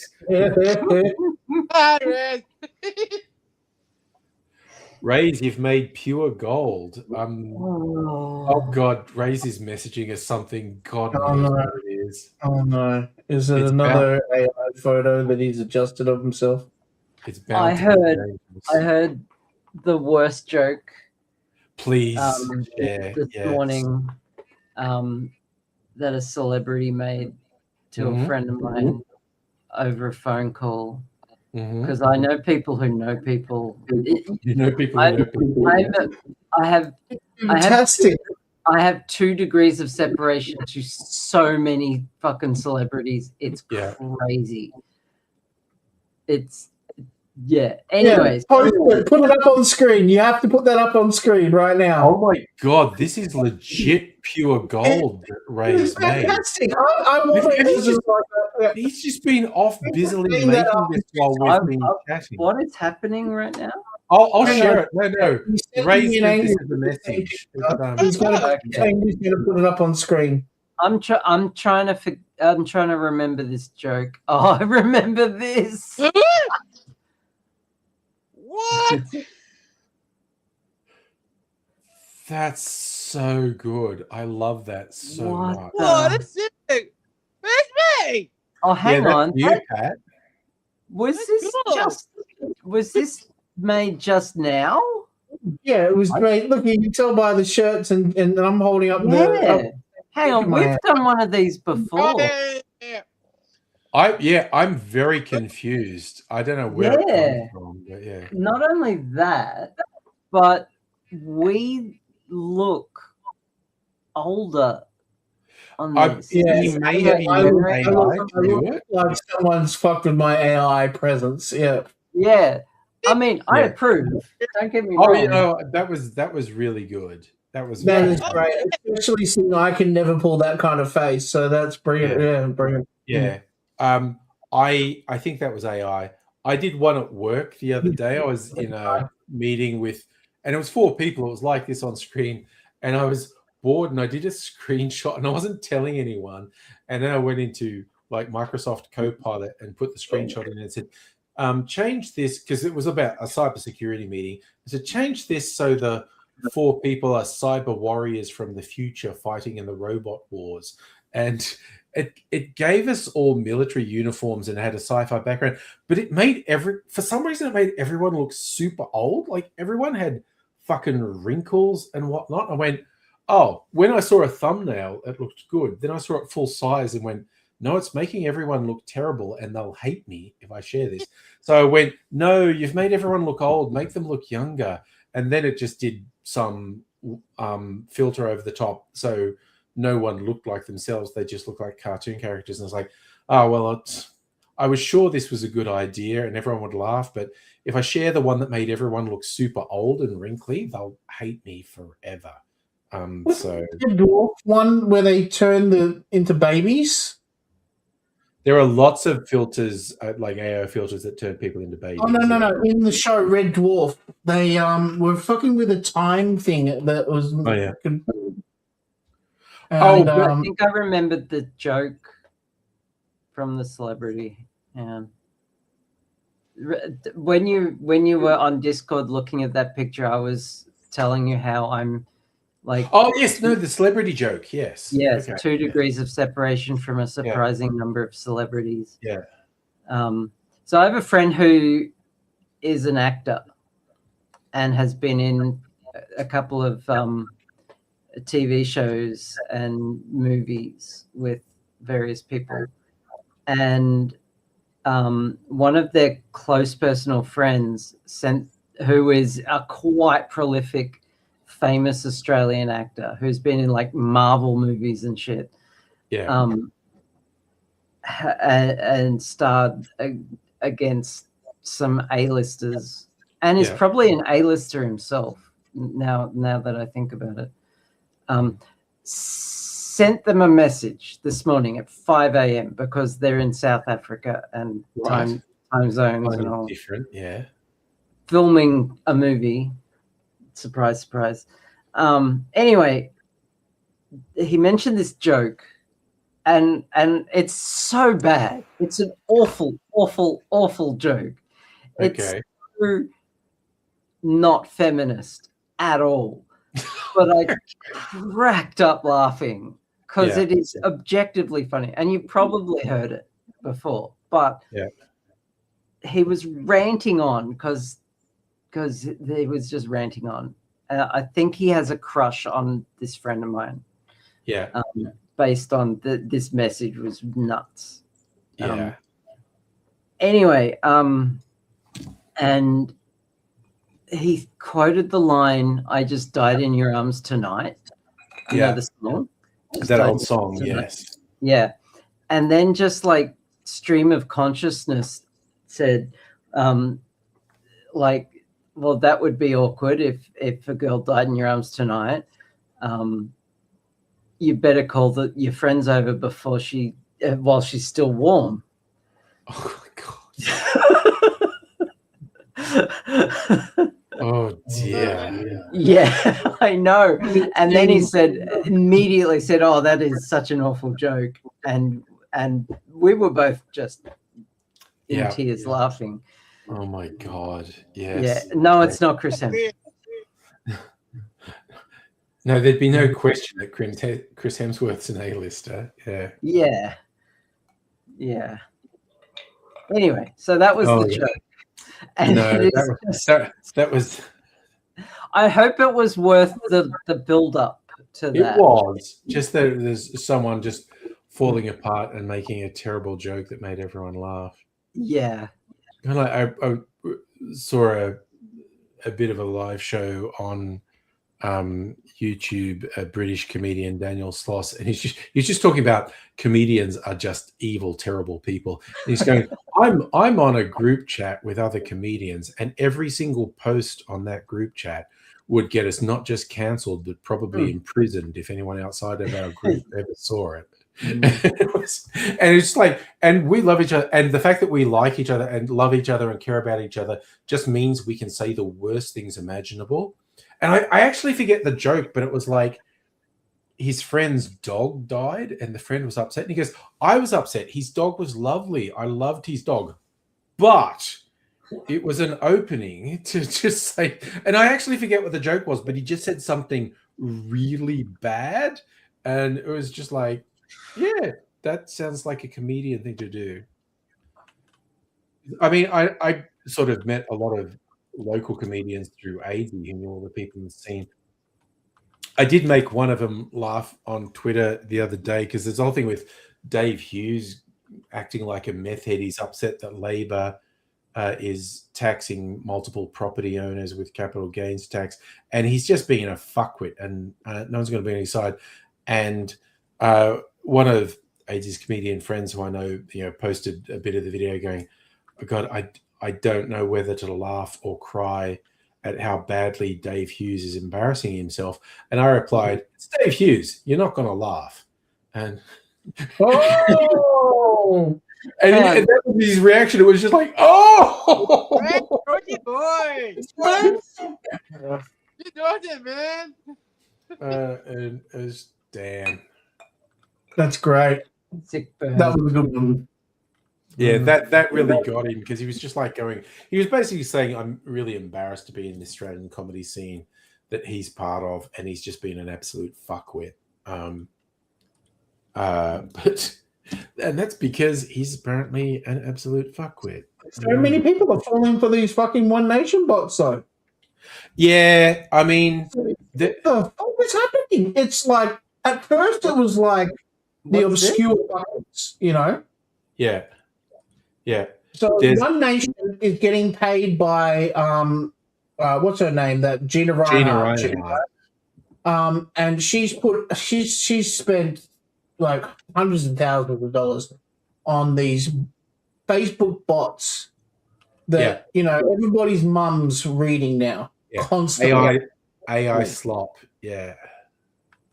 All about how we haven't got jobs because of immigrants, we haven't got this because of immigrants, we haven't got houses because of immigrants, immigrants. Yeah. The another But it's gone from like this to like that ever since that remember the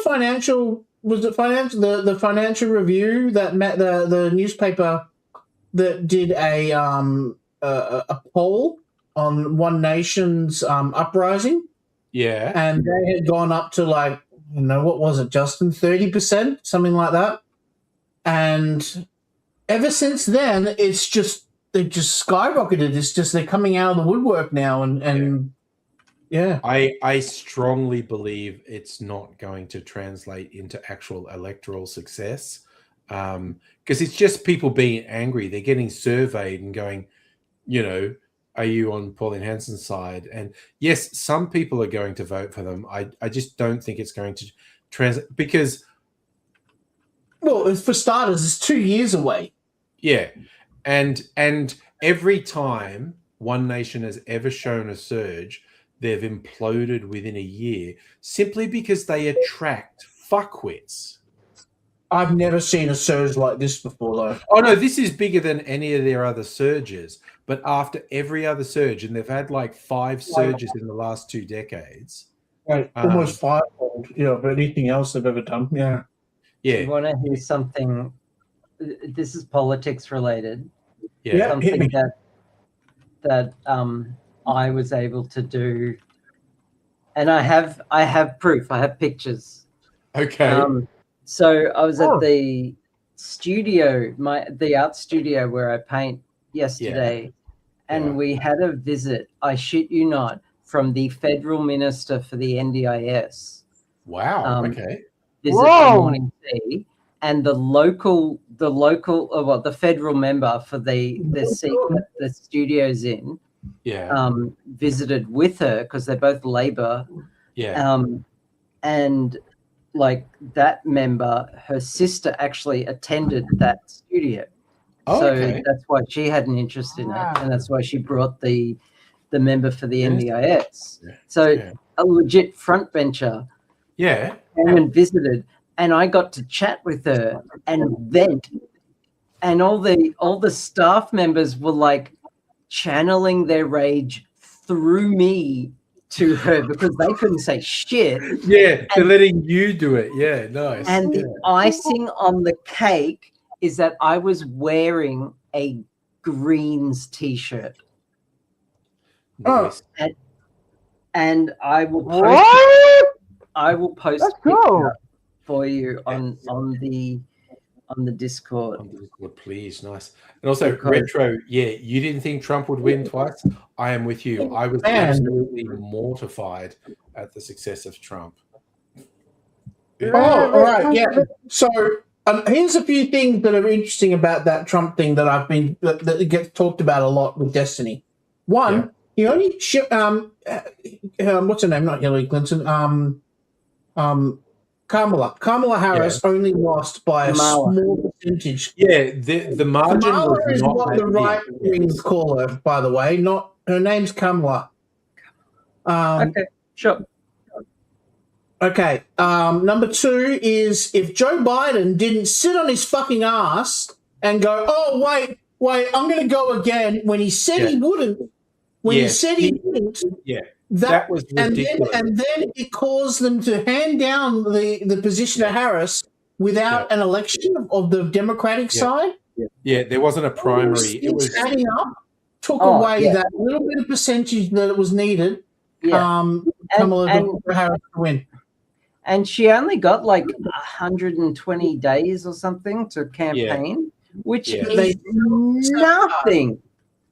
Democrats self-sabotaged, and they got what they deserved. And to be honest, the Democratic Party of the US self-sabotaged. What universe are we living in? The Democrats don't win this election because coming up in next Donald Trump ending when he ends, I do hope they win the midterm, but I don't. I really would like to see a Republican take president again after Donald Trump, because I don't want to have to see a Democrat have to clean up the mess after Donald Trump's left. Because they are going to get blamed. They are going to get the blame for everything that's going to go wrong with under Donald Trump's leadership. By the Republicans, and they need to learn their fucking lesson. And the only way to learn their lesson is for them to swim in their own shit. But they're not going to learn. They never do that. They have no shame. The Trump regime has shown they don't have to care about anything. They will never be held accountable for anything. To my mind, the danger is another Republican. Because honestly, Trump's brain is pudding. Like he is not there, and he's just a raging narcissist. A more evil, focused Republican who just leans in you don't have to take responsibility for anything. You don't have to follow any convention. You don't have to follow any rule. You can do whatever you want. Is a full scale slide into fascism. God, Ray's is still trying to get his green card. His social media is just all pro-Trump. I posted the picture of me with the minister. Let me see. Oh God, he posted another angry. Oh, he made us all black in another Angry Bunch picture. Oh God. What? Only the autistic people in the Have room you know seen the this. picture? It's so funny. With the greens. I saw that. Sorry, I'm just going to show this because where are these pictures? Oh, he's messaging them to me. Oh, God. what is a black woman? I can put them in the main. He's made us all black in this. Yeah. Actually, we all look really hot as black people. We do look pretty good, honestly. Yeah. I'll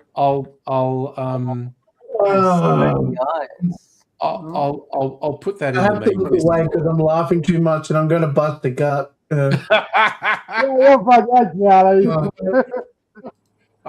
Oh no! Jesus Christ!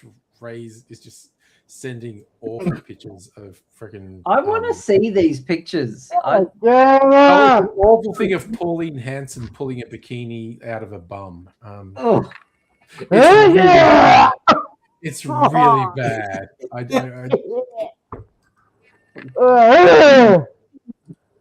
That's sick. Okay, this one though, Abigail, this is a good media pic of you talking to the minister. I know, isn't it? That's a good picture. Yeah, and so they got a couple. They got a couple of me talking to the minister, and her staffers were taking photos, right, while we were having this conversation, and it was one of the photographers that sent me the photos. Oh, nice. They didn't know what I was wearing. They didn't realize it was a green shirt. Yeah. Nice. Either that or they just didn't care. They're okay with it. I don't think they would care. Well, it's because the thing is, you might not be aware of this, Charlie. It's a state issue T-shirt. Like it's the issue that's on the shirt about saving public housing is a state issue here in Victoria, where the Labor Party is demolishing public housing. Yeah. So it is legit a dig at the Labor Party. Yeah. And it's the T-shirt has the Greens logo on it, and it's produced by the Greens, and it was for a fundraiser. No, I think she was just mostly focused on the NDIS stuff. That's all. Yeah, probably. It's good that they, don't mind that you're not a. So that was Jenny McAllister. Yes, that was her. All right. It's Martini night, and it's about time I made a martini. Yeah, regular drink, dude. I'm gonna make it with this ginger. Only Only a ginger can call another ginger Ginger. ginger. Were you singing the same song as me, Dr. Abigail? I don't know, probably. Only a ginger can call another ginger a ginger? That's the one. Yeah. Only a ninja can find another ninja. I've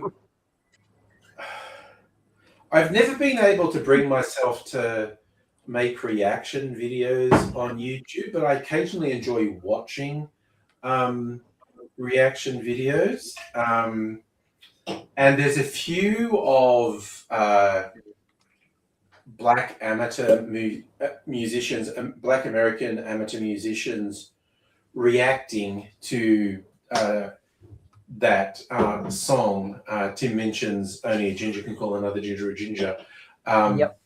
And one of them was particularly funny because there's the whole build-up where he's talking about bigotry and racism is terrible, and he talks about this word and he mentions the letters. Yeah. Hang on just a sec. Sorry, hang on a sec. I get it, yeah, because it sounds like he's going to say another word. It sounds like he's going to say the N word. And there was this one guy in particular, and he did not see the payoff coming at all. And he's just going like, yeah, this man's down with it. And then when it gets to the chorus, he's going, you just see him pause and go, wait, is he going to say... But, and most of them, when he does the ginger joke, most of them laugh. Because I've seen like 3 different ones. And this one guy wasn't getting it. He didn't get the joke that he switched to talking about ginger, and it was very funny. I mean, he did get it eventually, but he didn't get it straight away. But the ones who got it straight away were hilarious. They're just going, damn, he's going to do it. He's going to say it. He's going to do it. And then when he says ginger, they were like, no. And basically, I like that. And look, there's a lot of flaws to mention. Like, he's a fucking Zionist and apologist for Israel's genocide. But, yeah, it's classic comedy in that you set people's expectations in one way and then go another way. And so they're disarmed, and you're like, oh, I didn't know he was going to do that. He got me. And if there's anything that Angry appreciates, it's swinging both ways. I'm sure he swings both ways. He's in the Australian entertainment industry. They all do. Oh, I specifically said you.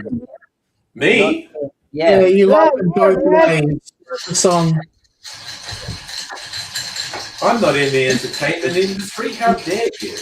Don't say that. Don't say that. Oh, I didn't say that. I don't know. 1,000 videos says differently.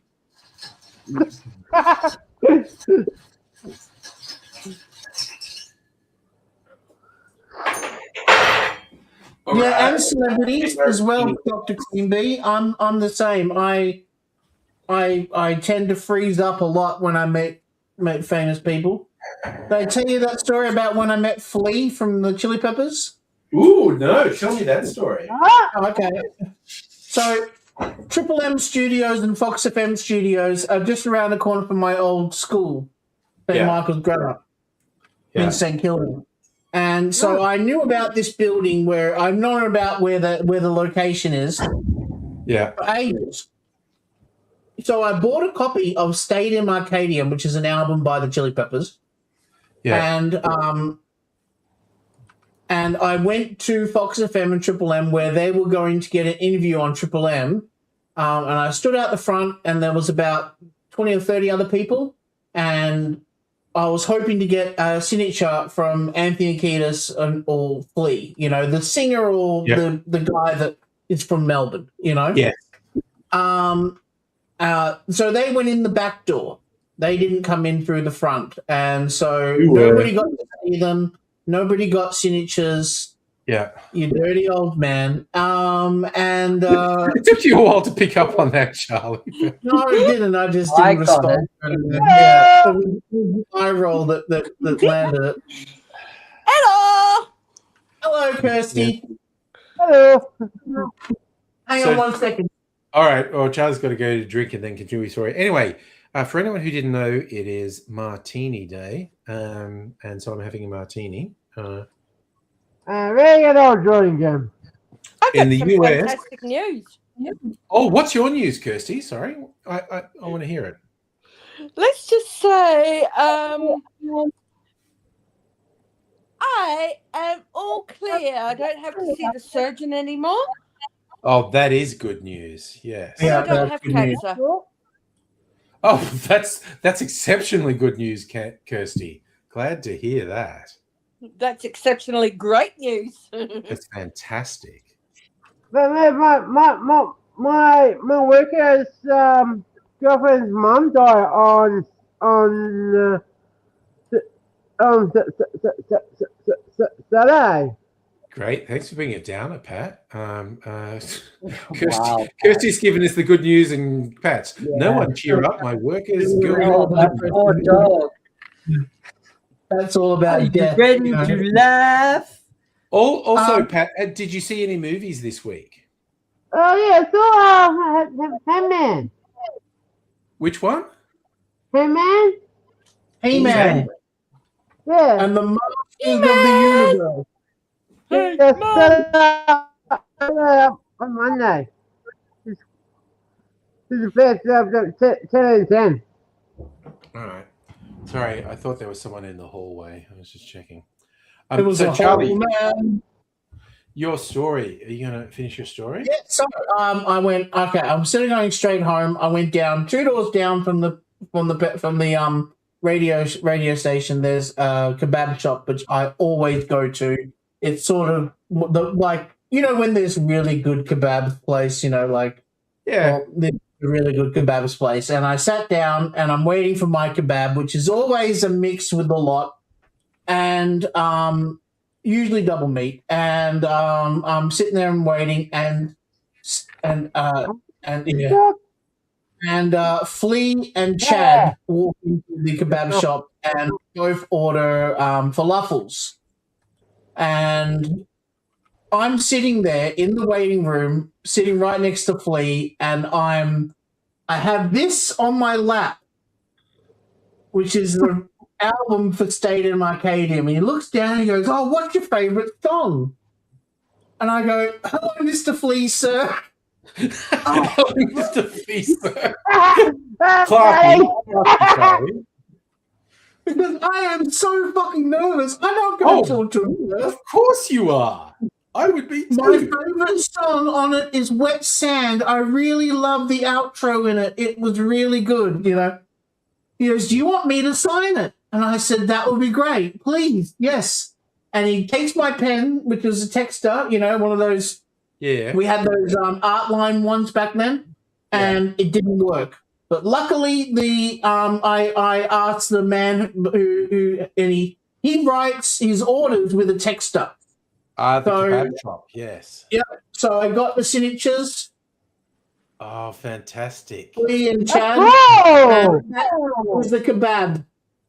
Oh, you drew a picture of a kebab. That is so nice. Nice. Yeah, and I was, thank you, Mr. Flea, sir. I was so fucking nervous, That's such a good story. I love that story. That's fantastic. Believe my luck, because I was the only person getting a kebab. Like, there was all those people that were standing up from the radio station just went, Yeah, but you happened to get a kebab in the same place he wanted. I love that kebab shop, the best kebabs, yeah. Oh, that's fantastic. I love that story. Yeah, tomorrow I'll go out tomorrow. What are you doing tomorrow, Pat? I'll go see Josh and Fox tomorrow. Are you going to the wrestling tomorrow? Yep. No. Ooh, that Go see Josh and Foxy. Of that, Ray's sharing weird stories. NoFX accidentally kidnapped Billy Joe Armstrong from Green Day before he got big. They stole his van and they didn't realize he was asleep in the back.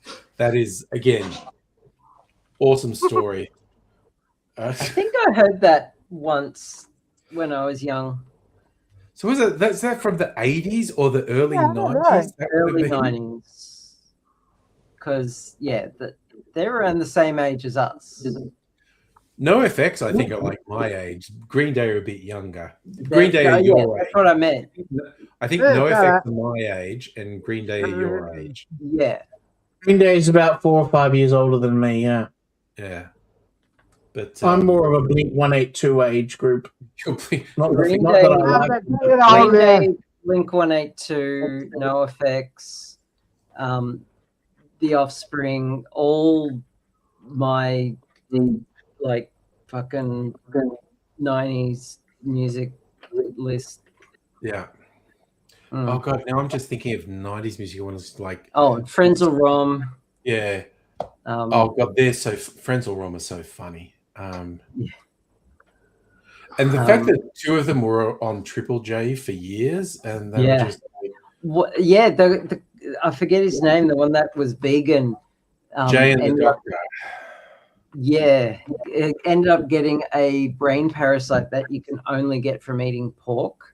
And what had happened was he didn't eat meat. He ordered something while he was in Mexico traveling, and there was some cross contamination. And he ended up carrying this parasite home, and it stayed there for a while and just silently growing until he started getting migraines. And then, yeah, Oh, that's Then very. he he recovered. Raised is that in the NoFX book, Raised? They kicked Billy out when they realized he was there. Green Day had to perform without their costumes because they stole the van after kicking him out without giving him the costumes. Okay, that's good. So, have you? So, the only celebrity I've met a few, but the only one I've actually like couldn't talk level of fangirling. There's only been one, and that was MC Frontalot. Oh my god! It's like I as you say that, I go, I haven't thought of MC Frontalot for years, but MC Frontalot is awesome. Yeah, was he he's awesome in real life too. And not only that, I got to have a beer with him. Yeah, like it was awesome. Well, like I we love legit hung out. I love that song you did called Stoop Sale. Where all the puppets, like they're all Muppets as when they sing it. That's just brilliant. But yeah, I met him at PAX, and then he came to the Enforcer after party, and we were just hanging out, just chatting. It was awesome. I got to explain how magnets work to him, nice. and yeah, it was awesome. So, somehow I got into find something. a nerd talk with someone the other day because they talked about how the old phone freakers worked out there were in the olden days, like at least until the 80s, payphones, when you put money in payphones, it made a tone go down the line that told the exchange. Yep. And phone freakers worked out how to replicate the tones and play it down the line to get free phone calls. From a packet of cereal. The most famous guy, Captain Crunch, because he found out the plastic whistle that was in a packet of breakfast cereal called Captain Crunch. He could use this plastic toy whistle to play these tones down the line and get free calls. And someone saying it, and I went, oh, I met Captain Crunch in the 90s. It was at a rave in Sydney. And he's like, I don't know, he's like 20 years older than me. And I said, yeah, he was just at this rave and someone introduced him, and he was just like this old hippie guy who was absolutely ripped off in his tits on God knows what cocktail of not legal substances. But he was nice, and because he apparently, because he was super paranoid about the feds getting in the States, he lived in Australia for quite a few years in the 90s because he was hiding from the feds in the US. So yeah, that blew this other person's mind because they just mentioned the phone freakers and doing the tones down the phone line, and I went, oh, I actually met Captain Crunch in the You 90s. met Captain Crunch. Yeah, it was Yeah. in a rave in Sydney. And Nice. it was the wild one. I love Oh, Ray's. You God. met Plucky Duck I've in heard Prime. so many freaking stories. Yeah. Just like people who've like used tin whistles or recorded it on little cassette tapes but My Captain Crunch whistle. That's just great. My favorite phone freaking story involves Steve Jobs. And Steve Hello, you. Sorry, Pat, what are you saying? Rachel, say hello. Who said hello? Rachel. Rachel. Hi, Oh, Rachel. Rachel, Hello. awesome. Say hello from me to Rachel. Yep. Let's think. But okay, my favorite phone freaking story involves Steve Jobs and Steve Wozniak. They had a black box which would play the tones down the phone line and whatnot. And at one point, they got busted by a cop who was absolutely sure the black box they had was something nefarious. And Steve Jobs talked his way out of it. He just told him it was something for a home stereo or whatnot. And they were that close. If Steve Jobs and this was several years pre-Apple, if they had been arrested and prosecuted and jailed, Apple computers would never have existed. So there was this critical thing when a cop got them and was absolutely sure they were up to no good, but Steve Jobs talked his way out of it. That's wild to me. Like, all of history would have changed if they had just been arrested and incarcerated. Yeah. And if Elon Musk's dad just fucking pulled out. Yeah. And if Donald Trump's dad had just said, I love you to his son once, you know, all these little things. What made you bring up Rachel, Pat? Rachel ring me yesterday. Oh, you caught up with Rachel yesterday. Also, I think Pat's just boasting about what a pants man he is, and all the ladies. All the ladies. Shut up, bro.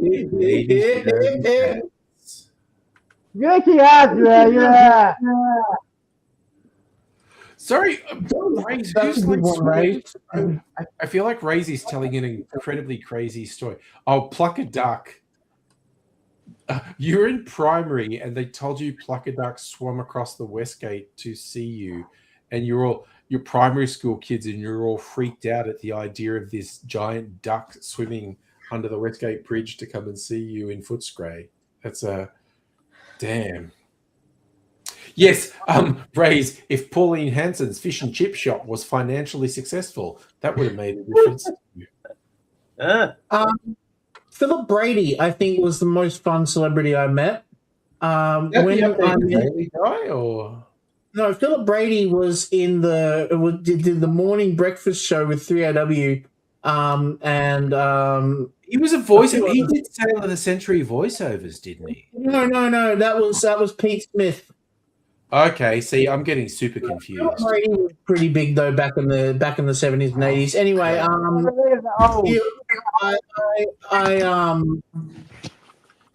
I had a bit of a fanboy moment with him because he was on the Late Show. He did that episode of Late Show when they did the magical mystery tour and traveled all around the different like sections of the Neighbours a lot and stuff like that. Yes. Just, you know, they went to Kingswood County and then someone's, you know, like one of the guys is yelling at him, you know, starts chasing after the van and from the old Kingswood County show and stuff. Anyway, I just had a really good long chat with him, you know, like he was only there to buy a drink, you know, like. Nice. Oh, and my favorite, that's another one. My favorite was the dad in, you know, Underbelly. Yes. You know how it was banned in Australia, in Victoria when it first came out because there was a court case running. I think I've told this story before, but the dad who was the actor who plays the dad in Underbelly, the first season of Underbelly, He's been in lots of things, but as Yeah. soon as he came to my bar, my brain instantly recognized him, and I was like super excited, but I didn't say why because we're not allowed. I'm not allowed to have watched it, Yeah. and he recognized that I was super excited, but Yeah. he couldn't say why because Yeah. the show was banned. And so we're both just acknowledging each other. Yeah. Yeah, it's like one season of Underbelly wasn't allowed to be broadcast in Victoria because of a criminal case. The first season, yeah, when it got delayed, and it got delayed in the rest of the country. Yeah. And because I am who what I'm like, I managed to get it, straight away because I'm like, it was the hot product at the time. Yeah.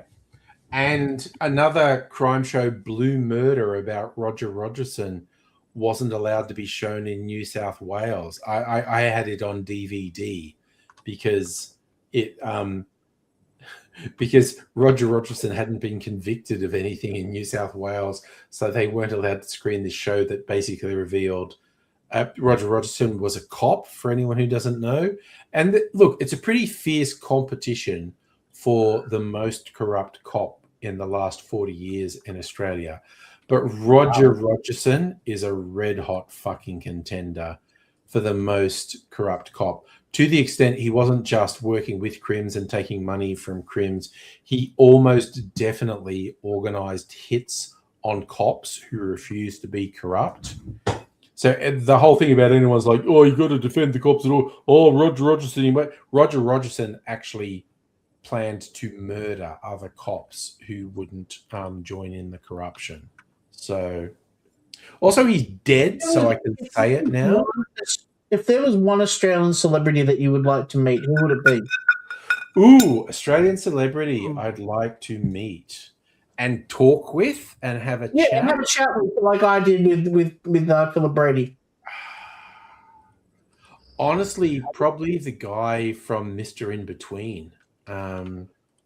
Oh, okay. Yeah, I know who you're talking about. Yeah. Because I think that's incredible that he's like never been in anything else, and yet he made one of the best Australian TV shows ever. It's fucking, and it's just such a good story. Ryan. Sorry? His name is Scott Ryan. That's it, Scott Ryan. Yes. I think he's a fucking legend. Because he just made this amazingly good TV show, and never been in anything else. What show is Ray's talking about? Ray's is angry about something. Is it the Underbelly or Underbelly? Because I guess they both other people's that definition. Mine would be Phelpsy. I would love to have Phelpsy on our show and have him go through 30 lasers. Oh, Peter Phelps. Phelpsy is a fucking. He was in like soapies in the 80s and 90s, and then he was in Baywatch with David Hasselhoff. Which was, and he was like the only sane person in the Baywatch cast. He's fucking hilarious, and I've seen so many interviews with Phelpsy. He's an absolute dead set legend. Phelpsy, you might know best from the TV show Stingers.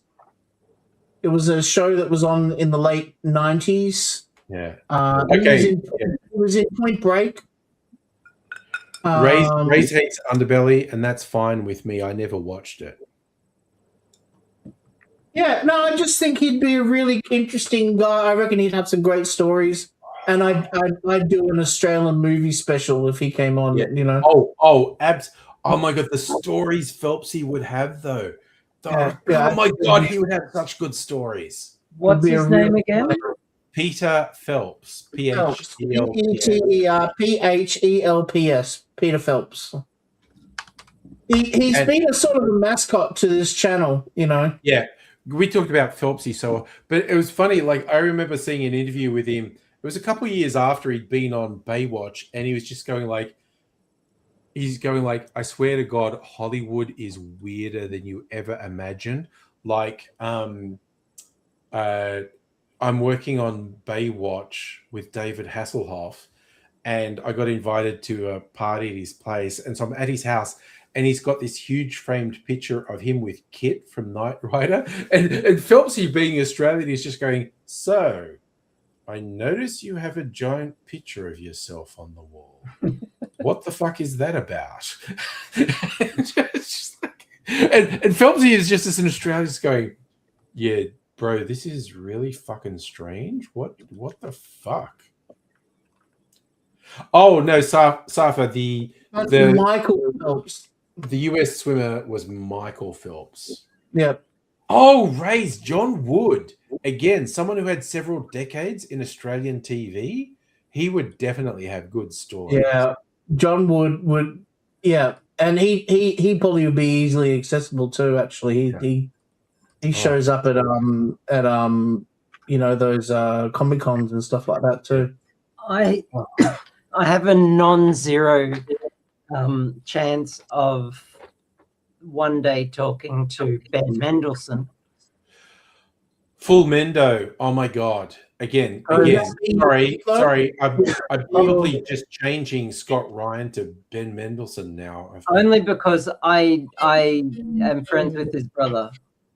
Oh my god. The idea of getting Mendo on the cast and going, Ben, could you go full Mendo? What does full Mendo mean? It's just a joke about how a lot of the characters he's played in movies are really quite extreme. Intense. I love him because he's basically the same age as me, and I grew up as a teenager. There was like half a dozen, somewhere between 3 and half a dozen movies where Ben Mendelsohn, as a teenager and early 20s, played a suburban boy, and he played multiple really distinctly different types of suburban boys, and he was very good at it. Like from The Big Steal, which is possibly my that was the first one I'm thinking about. Two Hands, there's a whole bunch of Ray's Eric Bana, again, also seems like a cool guy. Eric Bana seems like a cool guy, honestly. Nicolas Cage, when he was filming Ghost... Oh, yes, when Nicolas Cage was in Melbourne to film Ghost Rider. Americans didn't get the joke I made on YouTube because they filmed Ghost Rider in Melbourne. And I went, okay, the most unrealistic part of Ghost Rider is when he drives off that footbridge into the Yarra River and goes underwater and comes out, because I don't care if you're a supernatural being, you get a mouthful of the Yarra River, you are going to fucking die. You are just yeah. That shit will kill you. Yeah, you'll get what get that joke. What I was in hospital for. You'll get that. Exactly. Yeah. Viral meningitis. It's just I also have a non-zero chance of one day having a chat with Guy Pearce, and the only thing I want to talk to him about is the movie he made, an adaptation of The Time Machine. That's all I want to talk to him about, because it was one of my formative novels when I was growing up. Every interview I read with Guy Pearce about The Time Machine is hilarious, because he was one I read. He was just like, on set, they just kind of kept changing. The studio kept interfering with the film, and Guy was just talking to other cast members. So, and he just go like, so who do you think we're pitching at today? Are we pitching at 12-year-olds or 18-year-olds? And he was just taking the piss the entire time. Yeah. Also, I don't hate that movie. I think I think Charlie was saying you don't like it. I think it's not great, but it's entertaining. Yeah, I liked it. 2 out of 5. I really much prefer the original 1960s one that made. The mid 20th century one. Yeah. No. I'm not talking about the. I'm not talking about the Malcolm McDowell one. No. Yeah, I know. It's Ray H.G. Wells' novelization of The Time Machine. Yeah, I know that the movie you're talking. I've seen both. Yeah. Also, Ray saying Nicolas Cage filmed in Newport train yards, and you lived across the road. You and the older lads started eating the food and stealing the drinks from services, and he stopped you. Okay, he sounds cool. He's just like, oh, some local kids are just stealing all their service food. That's cool. That would probably end up throwing away anyway. Yeah. Yeah, no. Guy Pearce, I think, would just be lovely. I think I feel like he's just a nice person. And again, his stuff, The Time Machine, but L.A. Confidential, Memento, and even stuff he's done more recently, like he's really matured as an actor. He's great, but yeah, I think I started with Scott Ryan, who I would really love to hang out with. But Mendo's probably top of the list, honestly. Fair enough. None of the ladies. Forget another actor who's been in Marvel movies. Marvel actors. Mendo as a Space Australian is just the and Star Wars as well. Holy shit! He's been a Space Australian in Star Wars and a Space Australian in Marvel, which is awesome. I remember saying that we need more Space Australians, and the only Space Australian we've ever had at that point was one of the Doctor's companions. Tegan, yes. No, Sam Neill, if you can really count him as Sam Neill, yep. Yeah, he was in Event Horizon. We've had a couple of Space Australians, and also and then we got the whole Farscape show as well, which had a whole bunch of Aussies in it. Yes, there were Australians in Farscape. Sam Neill, New Zealander, but he almost counts. Again, I feel like he'd be a very fun person to hang out with. He had an Australian flag with the Aboriginal flag. The Aboriginal flag, and that was apparently his suggestion as well. He just said, if I'm playing an Australian, I think in the future there's been a reconciliation and the flag should be different, which is nice. But Mendo may actually be the top of my list now. Fair enough. Because I would just lose. I would want to go right back to his teenage stuff and went, seriously, Mendo, I would watch these movies and they're all kind of art house movies, and you're a comedic suburban teenager in The Big Steal, and you were a serious heart-wrenching suburban teenager in this one. And if the day ever comes, and I can't make any promises, I will put in a good word for you. Thank you. I would love to have a big word put in. And also, of course, for people who know the deep lore of the stream, back when I wanted to be an actor in my early 20s, the best audition I ever had was for the movie Spotswood. And the two roles they were considering me for went to Ben Mendelsohn and Russell Crowe. Okay. Those hacks. So it was kind of like, at this point, I'm not going to be an actor because these guys will beat me for every role. So I did a good audition for Spotswood. I got told it was a good audition. But when the movie came out, it was Ben Mendelsohn and Russell Crowe in the rows. And even, I've forgotten the guy's name, but the third role, who was like Mendo's best friend in it. And that guy's still working, I've forgotten his name, but he's been in a million TV shows and movies over the decade. So it's basically like all the people who beat me out for roles had really full-on careers. So it's like, twist that knife in there. Yeah, no, none of them were one-offs. All three of them had really full-on careers. It's like, Jesus. Yeah, and so when the funniest comes on, you'll be like, "Why did you take my career?" The funniest one was the third one. I didn't remember him. I kind of thought maybe he was a one-off, and I rewatched Spotswood only a year or two ago, and I saw the third role and went, "Oh no, that guy's been in everything for decades. He's been in so many TV shows." I've absolutely forgotten his name. He's that guy. I'll actually. Can you say, "Are you not entertained?" Yeah. Okay. So I'm just going to bring. Oh, what the? Oh, yeah. Okay. In the American market, Spotswood was called the efficiency expert. That's what I call it. Yeah. Yeah. And also, if I got to work in that Remember I bought fucking the laser movie, scout the other week? Remember I bought Yeah. the laser scout the other week? Yeah, yeah. if I'd got to work on that movie, I would have got to work with absolute legend of Australian TV, Alwyn Kurtz, but also Anthony fucking Hopkins. Yep. Fuck you, Russell Crowe and Ben Mendelsohn, for fucking that up. Like this guy, Dan Wiley is his name, and I still don't recognize him from name. But look at him; you should recognize him straight away. He's been in a million. Oh, that things. guy. Yes. He is a classic. That guy. Yeah. He's been in so much TV and so many movies. Yeah. He is a quintessential that guy. He is a great that guy, and he is a really good actor. He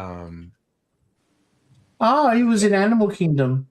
Yeah, he's in so many TV shows, so many movies. Yeah, but you love Animal Kingdom. That's why I mentioned that. That's maybe my favorite Australian film of all time, simply just because I love everything about it. The story's great, the acting's great, the cinematography's great, the sound design is great.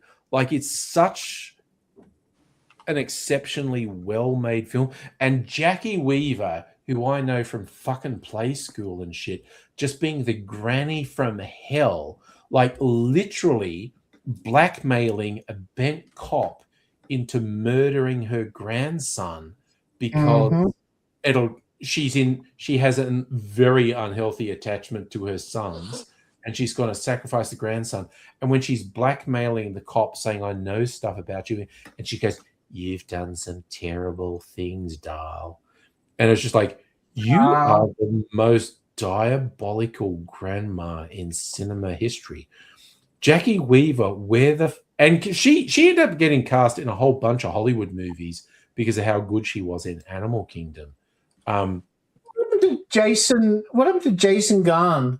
He did Wilfred and then kind of just disappeared off the map after that, didn't he? Oh, I think it's because he's a piece of shit. He didn't get more work. He's a piece of shit. Okay. No, he drunkenly, violently assaulted someone at a spring racing carnival one year, and that guy got the guy he assaulted got a big work cover payout because he couldn't work because he'd been violently assaulted by this guy, and work cover wanted to recover the money, and they were like, "Dude, you fucking violently assaulted him."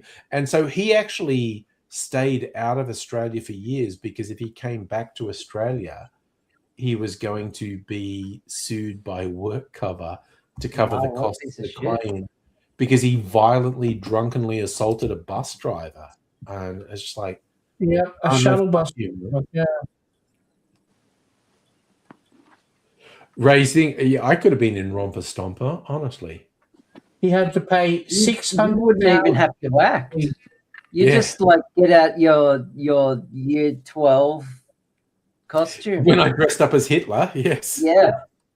Sefa, are you saying you were born in 1992?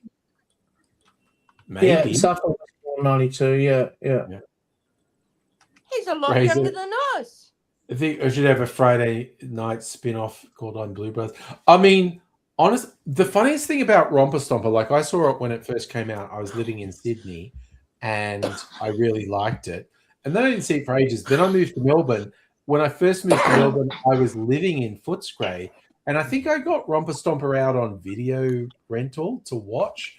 And because I'd forgotten it was in Footscray, and it was like neo-Nazis who were angry about the Asians. And I was like, wow, you guys lost so badly.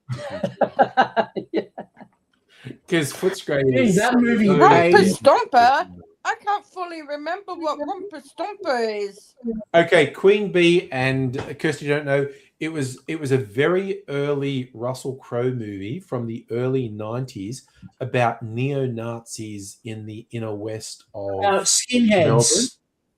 Yeah, They were neo-Nazis. Yeah, but They let's were just keep legit it simple. You know, we'll keep it simple, Doc. You know, they were skinheads, and they wanted to beat up Asian people. And they were specifically in Footscray, and Footscray had an influx of Vietnamese people from the 1970s onwards. And I didn't know anything about Footscray when I first saw it because I was living in Sydney. And then I moved to Melbourne and I was living in Footscray and I rewatched it. And the whole thing about the neo-Nazis wanting to get the Vietnamese out, I was just laughing, go, God, you guys fucking failed, didn't you? Because Footscray is so Vietnamese. It's like, oh yeah, Ray's actually knows the people it was based on. Yeah, but the racism is definitely spread on and grown, you know. Yeah. But it was always the joke I made because also like 10 to 20 years ago, so like in the early 2000s, a significant amount of African migrants and refugees settled in Footscray. It was like another way. So Footscray had a wave post-World War II of Italians who would have been ostracized by the mainstream. Then in the 70s, the Vietnamese who got ostracized by the mainstream. And then 90s, 2000s, Africans. I always, my favorite joke would be like a Vietnamese shopkeeper standing on the main street of Footscray looking, man, things were better here before all the Africans moved in. Yesterday, a new movie came out. What's the movie you're into, Christy? Toy Story number 5. Yes. I'm going to be watching it on Tuesday at Event Cinemas Marion. Nice. Nice, all right. I've heard it's actually pretty good, but also just in terms of story, the toys fighting against an electronic tablet. It's a really good story. It's kind of like the perfect story concept for it now. Physical toys versus digital entertainment. It's a very clever choice for them. And I have heard pretty good things about it. I'm not going to rush out. Charlie, I'm probably going to wait till it's on Plex before I see it. Yeah. What's funny is Toy Story 1 got 100 on Rotten Tomatoes. Toy Story 2 got 100. Toy Story 3 got 94. Toy Story 4 got like 96. And Toy Story 5's at like 93. It's the highest rated series of films ever. I haven't seen any of them. Oh, haven't you? I've seen all 4 at the moment. Yeah, they're pretty good. Yeah, I like to watch them as soon as they come out. Yeah. And again, for kids' movies, and there's no princess stuff, and there's no musical numbers in them. They're very interesting. So I feel like Ray knows all the folklore of these stories. So the first one came out in 95. Yep, I've got that on Laserdisc. You do?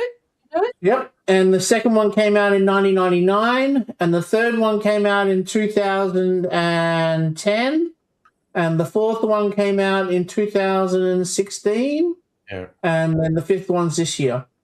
Ray's Just saying, 10 years after the last one. What more does Toy Story have to offer? Look, it's for a different generation of kids, and honestly, I think having a tablet as the nemesis is the perfect story thing. And to be honest, you know, like, people who are old want to go see, what's He-Man got to fucking offer? You know? Apparently people are really liking He-Man. At the same time, it's getting bumped back into cinemas. The cinemas sales have gone up more in this month than in the last 3 years. So, I'm awful with these good influx of films. Again, that He-Man movie, which again, I'll wait till it's on Plex.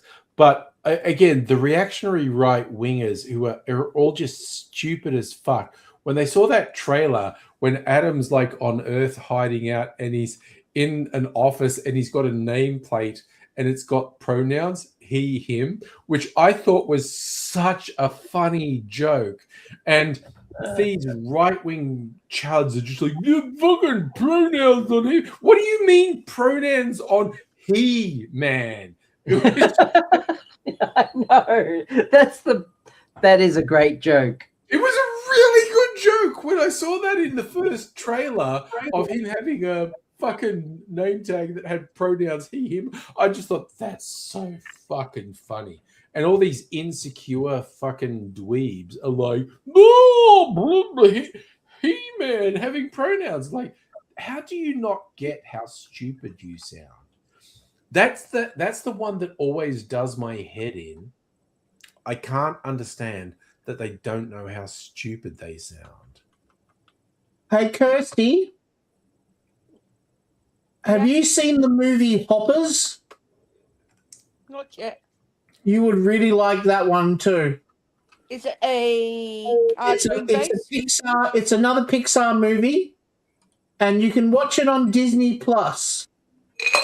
I don't have Disney Plus. I've got it was pretty popular with I people. have got what's it called? Netflix.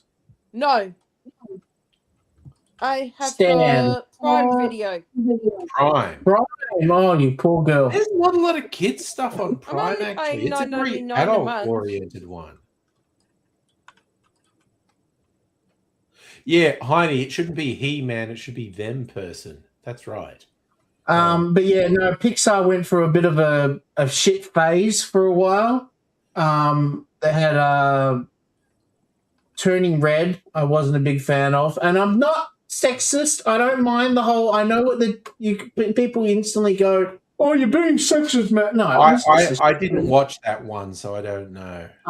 Then Lightyear, I wasn't a big fan of, and once again, it's not because I'm fucking anti-woke. It just wasn't that. I haven't watched either of them because I no problem with lesbians, you know. Come on, you know. What is it? What do they say? Let all the flowers bloom. Let a thousand. Yeah, but people are being torn apart by crocodiles every week. Elemental wasn't very good either. I didn't like Elemental that much. I found the storyline very broken and just like, hey, we've got a really good concept, but we have no idea how to tell the story. I also don't think I watched Elemental, actually. Any of these movies you're referencing. Yeah, this is the last 10 years of Pixar films that have come out since 2020. Then I didn't like Inside Out too much. I love the first one. Inside Out #1 was gorgeous film, you know, especially the imaginary creature that used its power to help Joy get back into find happiness again. Oh my God. Yeah, there's some heart-wrenching stuff. Feels. Inside But then Out 2 Inside was Out okay. came out, Inside Out 2, and it was just a load of shit, you know, and I'm like, what the heck's happening? I mean, I think that's Inside Out 2 was okay, but the original Inside Out... Okay, also, there was this meme talking about Pixar films. How do Pixar films work? It's like Toy Story.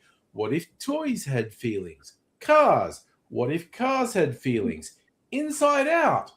What if feelings had feelings? No, sorry. Let me finish doing the joke. Okay, yeah. So, Inside Out. What if feelings had feelings? And then there was the one which was the Mexican story. It was like, what if Mexicans had feelings? And it was just so funny to lay it out there. What if toys had feelings? What if cars had feelings? What if feelings had feelings? What if Mexicans had feelings? And that's just ridiculous. Don't. I get it. Yeah. A little bit of absurdist internet humor, but anyway. Yeah. Elio wasn't very good either. Hoppers I think Elio was okay. But again, I'm kind of with you in the like pre-2010 Pixar is the best ones.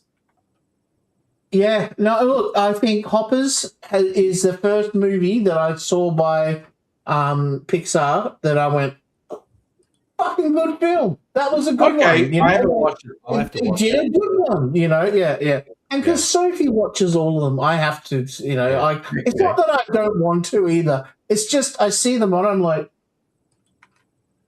Actually, and you get kind of sucked in, like Yeah. Rays, that's a killer idea. Wall Street through. So the original Wall Street was Gordon Gekko. Greedy's good. The sequel had Charlie Sheen. But a Wall Street 3 that was set during a stock crash, like the global financial crisis. That sounds like a good movie to me. what was Wall Street 2 about? Money Never Sleeps. That was Charlie Sheen was in it with Charlie Sheen was in the first one too. Was he? Yeah. See, I don't know the movies that well. Money Never Sleeps was Gordon Gekko, I think, has got out of jail and is on a redemption arc. I don't know. Wall Street 2. Freed from jail. But what you're saying you wanted out of Wall Street 3, was that not The Big Steal? It was Shia LaBeouf. Was the See, I didn't watch it, so I don't know. But The Big Steal I thought was funny. Surprise. Because you particularly had one point they wanted to explain some arcane economic tool, so they had it being explained by Margot Robbie in a bikini in a jacuzzi, so people would pay attention while she was explaining how the economics. Oh yeah, the big steal. Yeah, The Big Short. The Big Short. The Big Short. Yeah. That movie is Who is really ever going to complain about Margot Robbie in anything? But it was such a funny joke to just have Margot Robbie in a bikini in a jacuzzi explaining these arcane financial terms, and it was just so you'd pay attention, which was very funny.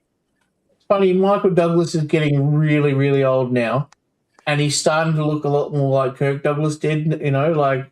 Yeah, he's very old. In the way they looked growing up when they were both acting. But now they're getting to that old age, they look exactly alike, the way that... Yeah. It was kind of like Alec Baldwin's really odd. I finally saw that movie, where someone got killed on the set. Another one.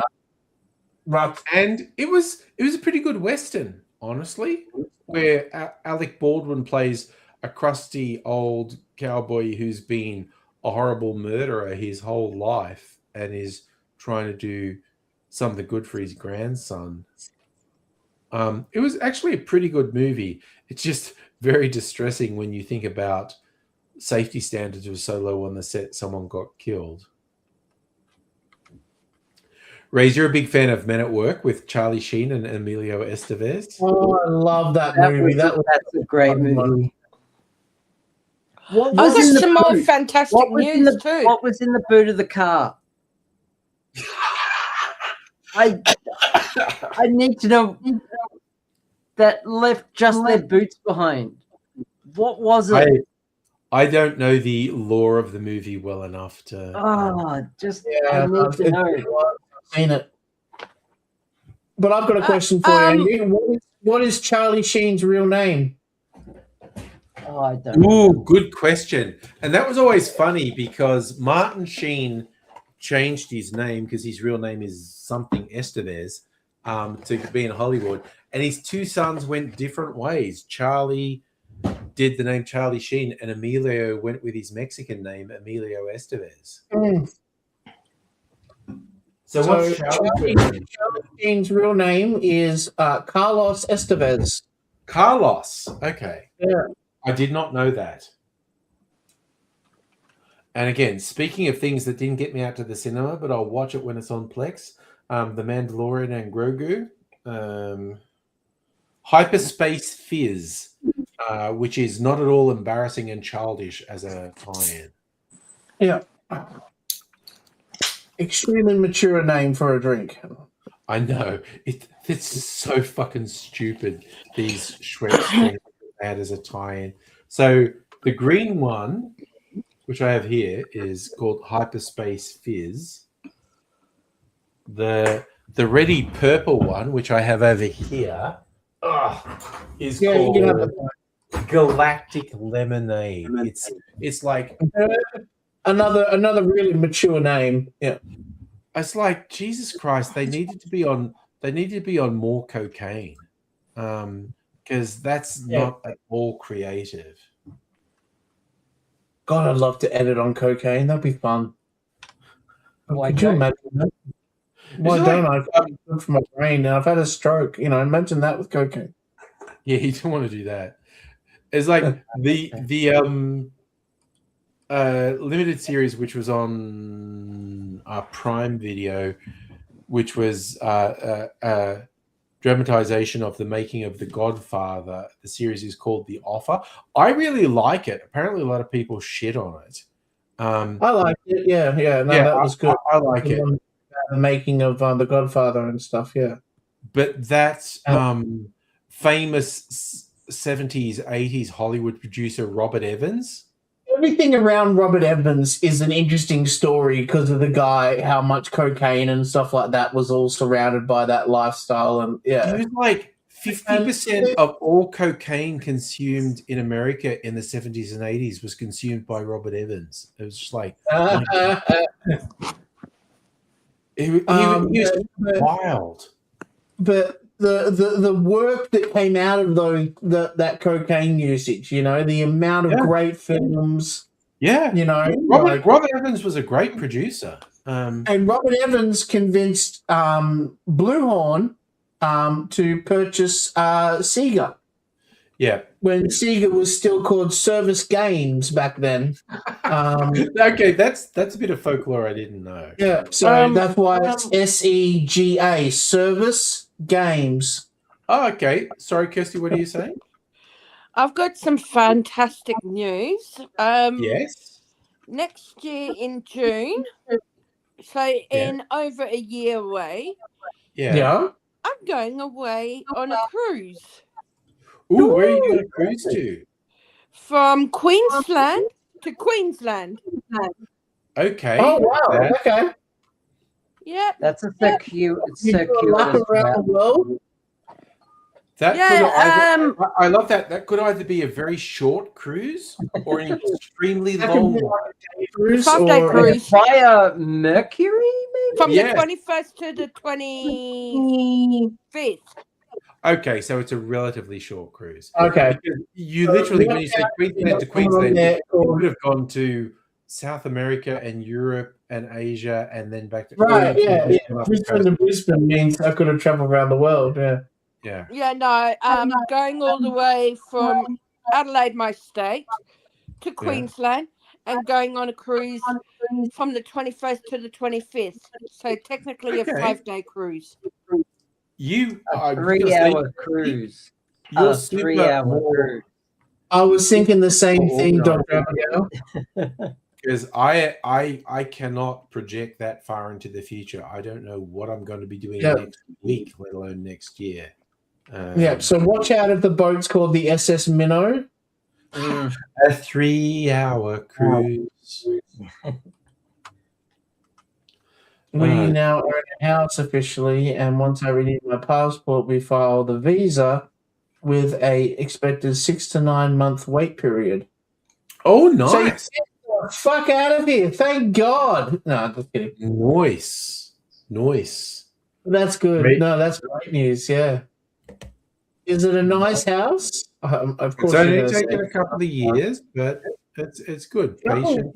Good. He's been stabbed like 6 times.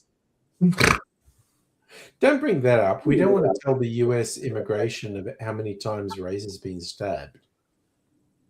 Oh, don't we? No, we just want to say how much he loves Donald Trump. Yeah, he did it for Donald. He took him for Donald. Yeah. I just noticed, I don't know why it's taking me this long to notice, but I've just noticed you've got the same tagline from the Excalibur movie of the week. Oh, right, yeah. I couldn't think of anything tonight to change it. Yeah. All right. We're going up to Airlie Beach. Airlie Beach, that is a nice place by all accounts. So yeah, Charlie, you're saying you actually watched the movie of the week twice because you liked it? Yes. Oh, mate. I'm going to watch it in the morning. So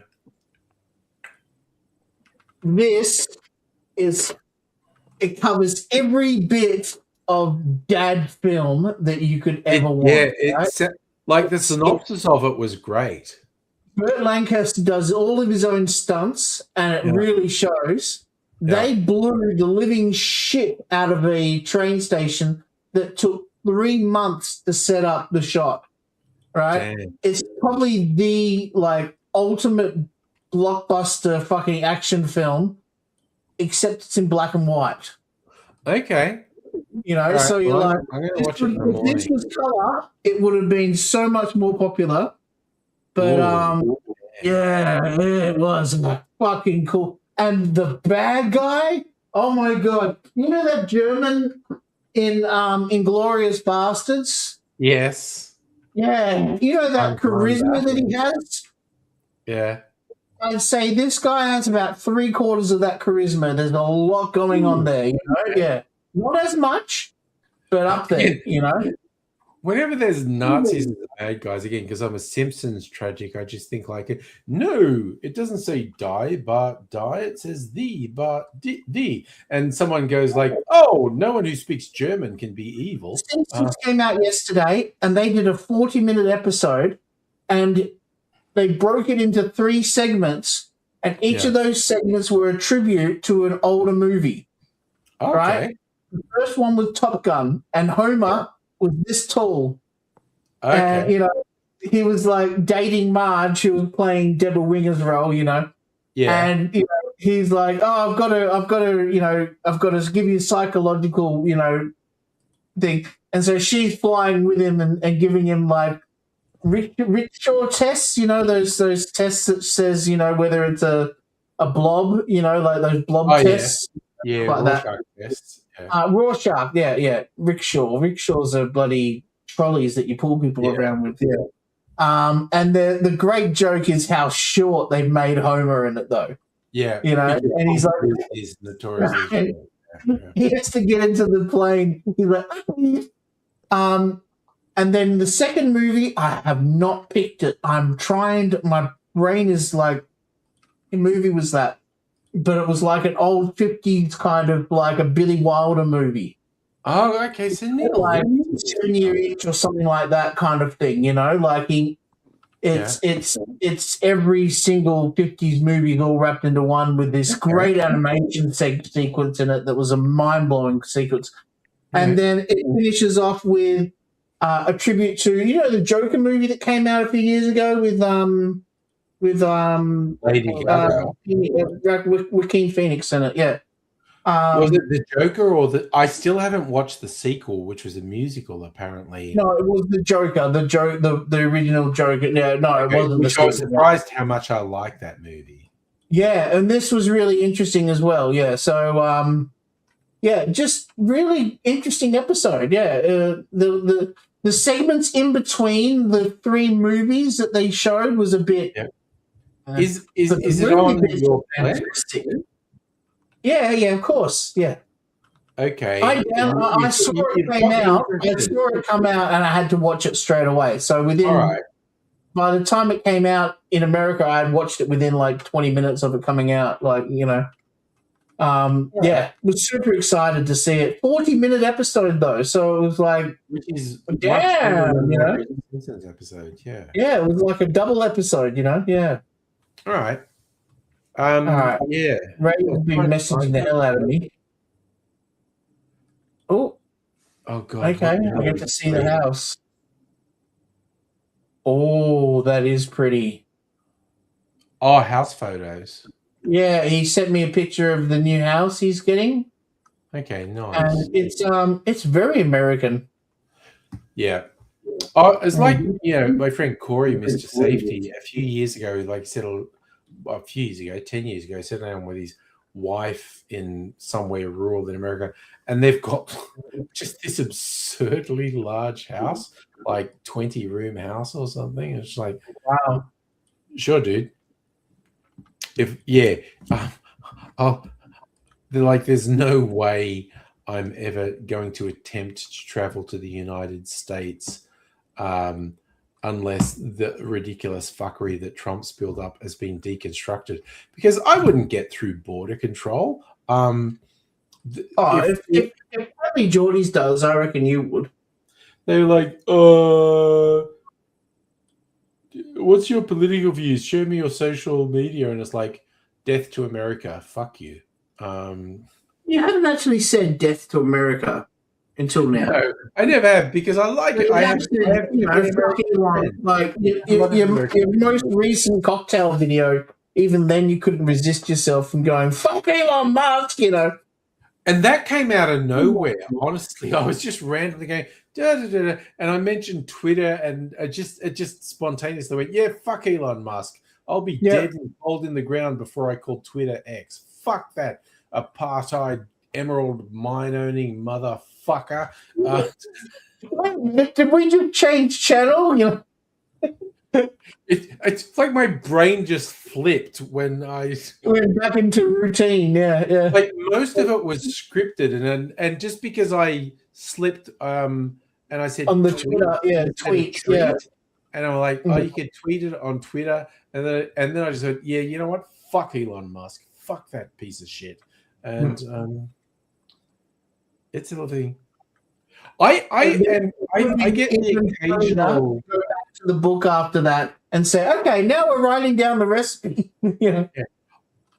I have got more than one comment on, not on the Angry Aussie ones, but on the Angry Cocktail ones, which is the same ones. I've got more than one where someone's going, I love this. I reckon this guy's channel's going to be huge. I'm subscribed now. And I'm like, well, that is very encouraging. The occasional random person that thinks these videos are well made. And because I've always been of the mindset since the early days of YouTube, because I had some early success on YouTube, people said, oh, how do I make it big on YouTube? It's going, well, you have to be prepared to regularly publish videos for minimum a year or two with no return, or it's just not for you. And the fact that, like, I've been doing the new sorts of videos since April, so for a couple of months, only for 2 months, really. So it's like, and I've had a couple of commenters going like, oh, I think this guy's going to be big. So it's like, okay, follow my own advice. I have to confidently keep making these videos for another year or two. The book, look, honestly, I need to be more confident and talk to people in venues I like and say, hey, I'm doing this stuff on YouTube and I have this idea of a movie where I seek the ultimate cocktail, and I'd like to do like a mini doco on this venue where I talk about cocktails and you talk about cocktails, and we develop a thing like the one we did, and it's years ago now. We did that one of the Elysian bar. The guys in the Elysian are so fucking cool. Is that whiskey bar that you went to with Martini and Greg? Yeah. And Heine and Greg shot the video for that, and I just interviewed behind the bar. For all intents and purposes, that whiskey bar is literally across the road from where I live. And it is. And those guys are so cool. Every time I've gone in, and it's with Abigail. I know how many times have we done it? I don't know, half a dozen times. Every time I've gone in there, those guys are so cool and have had such a good time. Yeah, no, definitely, yeah. But I need to be more confident and just talk to people like, hey, I want to do a thing. I should bring in a camera and we should talk about a thing and we should shoot it. And I don't know. I'm not that confident is what I'm saying. Yeah. Ray's sorry, is Ray's talking about soccer or something else? Yeah, he's talking about soccer. I look literally. I think I want to wake up to the US getting their bollocks kicked in that soccer game, and B, audio and video of the Aussies in the crowd doing the chants that really piss off the Americans, like Aussie boys are on the bender, Donald Trump is sex offender. I want it to be this really global media thing of, wow, Australians don't give a shit, do they? Oh, Rays. Oh, no. The soccer crowds have a 9/11 chant. I have. Oh, no. Oh, I want to hear No. it. I want to hear it. I don't know that one. Oh, my God. You're not repeating it, but you did Oh, hear come it. on. Okay. No, we're on the internet. I'm going to search it. I'm going to search it. If we go Australian Is it an World Australian one? Cup 9/11 chant.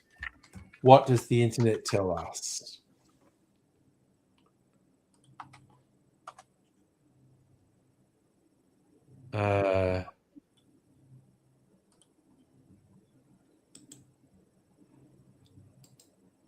Well, okay.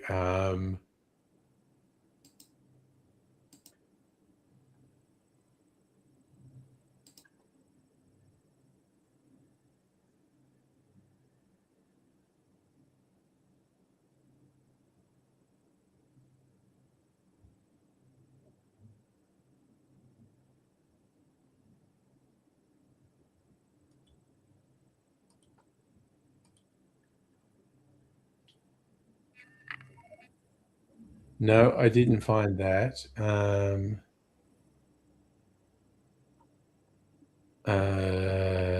Aussie fans singing controversial. Fans enraged at Lionel Messi. Oh, dude, what the fuck? Fuck you, internet, with not giving me proper things. The original's on TikTok. You have to go there. Can you put it on Discord or something? I can't access TikTok. Wait, are you talking about the Aussie fans on a bender one or the other one? No, well, Ray's was saying there was one about 9/11. Yeah, I know. That's what I'm looking for as well. I found that first one, but I'm looking for the other one. TikTok. Okay, what's this TikTok? No, it's a sex offender.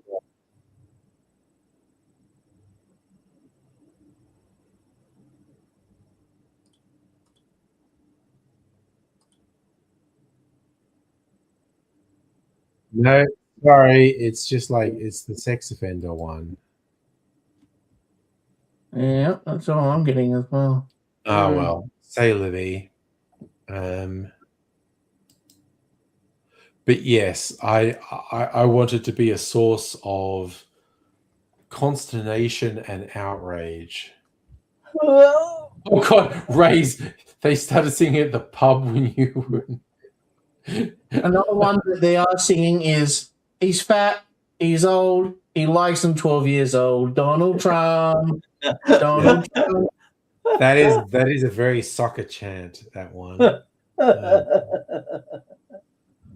Oh my God. Oh, Yeah, if you don't like your crying. I don't want it to be close. I want Australia to absolutely fucking wipe the floor with the USA team. And second, I want there to be lots of video of the Australian supporters doing chants that really upset Americans. Oh, they're Not already Americans, Trump supporters. I want. Yeah. the one against Canada. There's like heaps of them.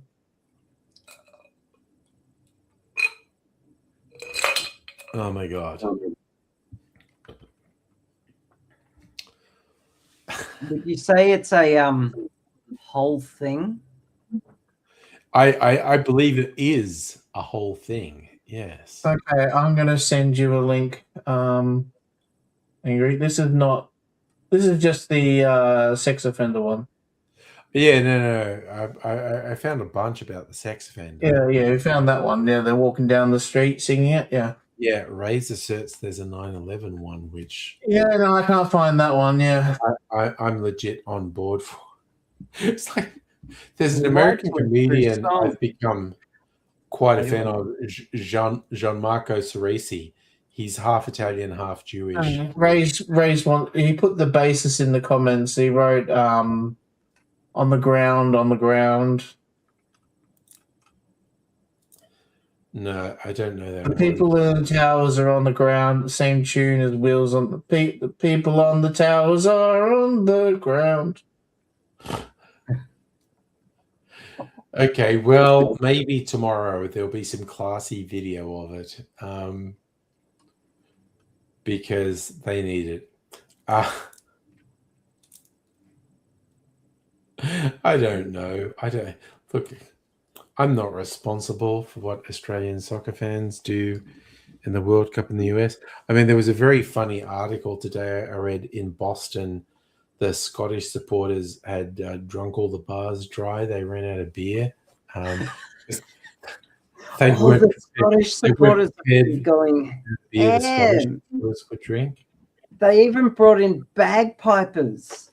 Yeah, no, they were doing street parades. Everyone Yeah, was they've just been going it was nuts in wild. Boston. Yeah. So, yeah, it was very funny with the Scots going, yeah, all the beer was gone. All they had was Bud Light. That's not and just reading these things where the bars were going, yeah, we're getting emergency deliveries of beer. It's like, oh God, that's a thing, isn't it? When you're getting emergency deliveries of beer. Yeah. Again, Rays, as someone trying to work security in a venue, I imagine the Scottish fans would fucking suck. I absolutely understand what you're saying there. Scottish women fucking suck, if you know what I mean. Ooh, matron. Yeah, okay. Yes, okay. If Scottish women did that, your head would explode. Exactly. It's like Scottish. It's like Klingon women. You gotta have actually, that's a good parallel. Yeah. You want to try and have sex with Scottish women, it's like having sex with Klingon women. Yeah. Yep. You will have broken bones by the end of it. So that happened in Perth, Rays. You had to have 4 extra guards because of the Scottish fans showing up when the World Cup was playing. Damn.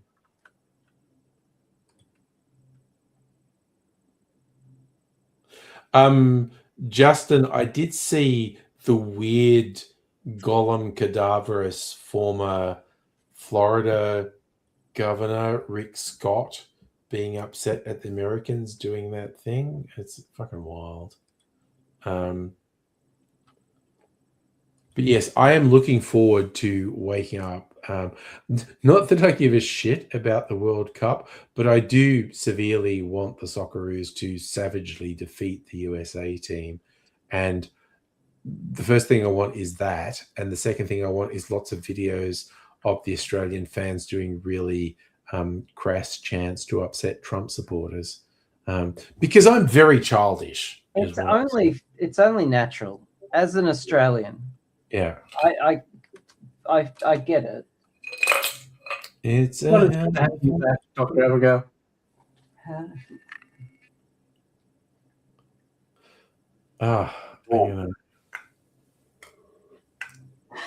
No, the whole thing is to make another martini or a martini variation.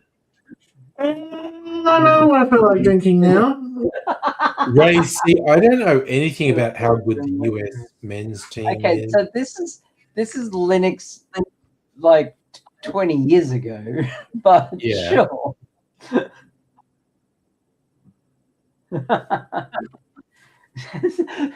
Actually, did you see the microprocessor out of spare silicon you had lying around? I have a whole chip manufacturing lab here lying around. Yeah. Okay. Did you watch the Linus Tech Tips video? I did, yes. Yeah. Interesting how most of them stuck with Linux. Yeah. Yeah. I told you. Yeah. I think I'd go with what Linus says. They're close. They're so fucking close, but they haven't quite got it yet. You know, they've made it for me. Like, yeah. Yeah. All your games you like playing work, don't they? out of the box. I don't have to do a thing. Okay. Mm. Yeah, you know how Dr. Abigail switched to Linux. I don't about- even think about it. I just install the game in Steam and just it runs. It's as simple as that. Mm. Sometimes I forget I'm running Linux. It's that seamless. I still have to bring... Mind you, there are times when I do remember I'm running Linux. Like, yeah, and I have to open up a command, like a terminal window, and do things manually. But I enjoy that shit. I live for that shit. Yeah, true.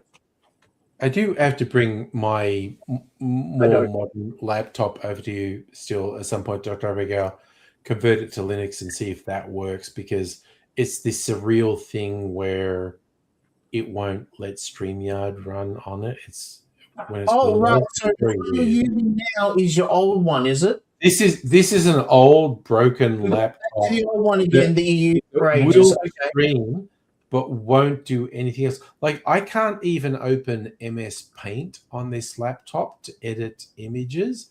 You've opened videos and played videos on here to us. Yeah, no, I can do web browser stuff. Who uses That is MS basically- Paint though? Use I- paint.net. I use MS Paint at least once a week. Yeah. Paint.net Just is way to get better. images for thumbnails. Too is what I'm overloaded with saying. shit I don't use. I need it simple. I just need a simple paint. It's I can, again, it's super simple.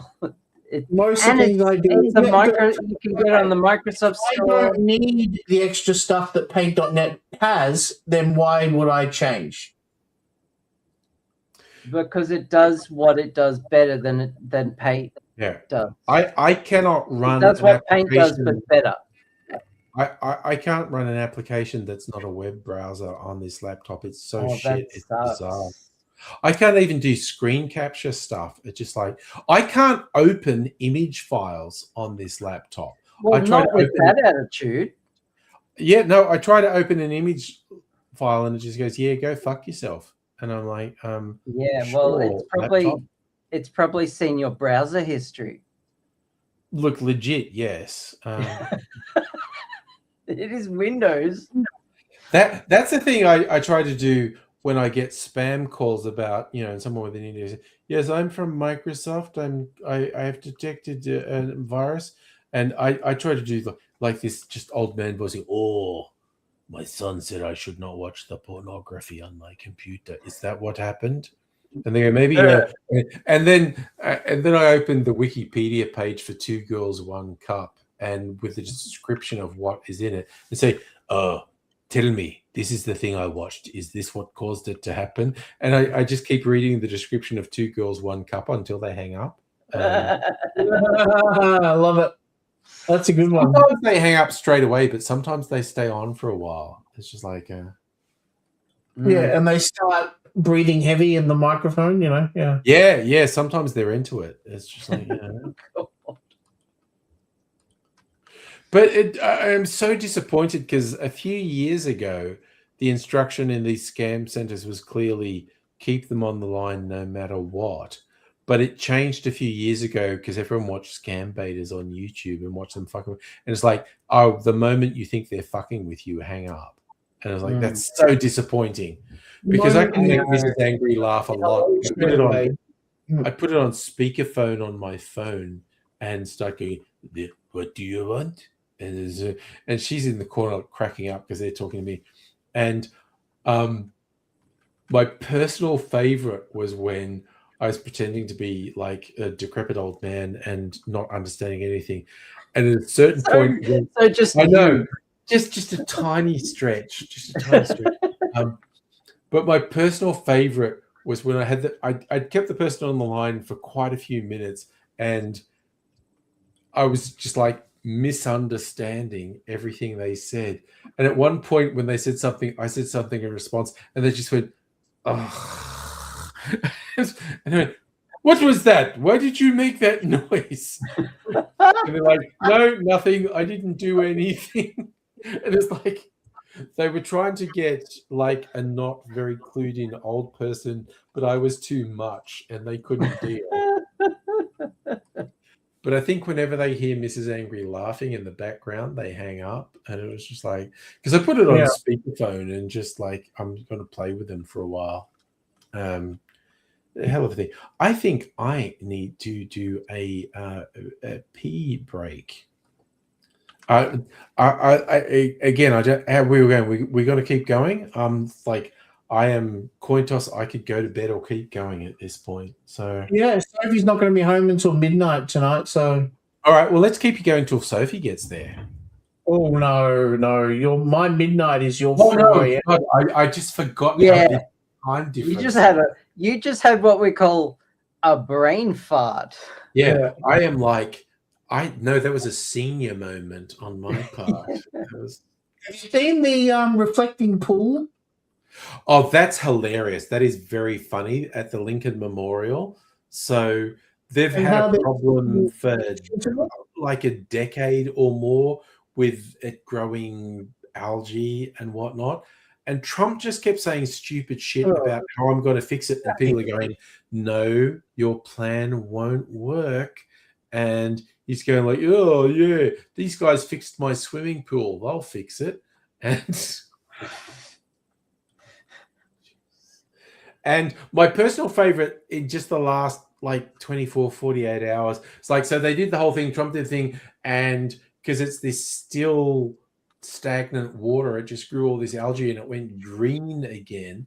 And so they had all these people that were literally just pouring hydrogen peroxide in, and then all that did was bleach the edges of the pool, so the edges of the pool were blue, but there's this strip of green algae down the middle. But what's worse is that hydrogen peroxide has caused all that blue paint to start peeling up.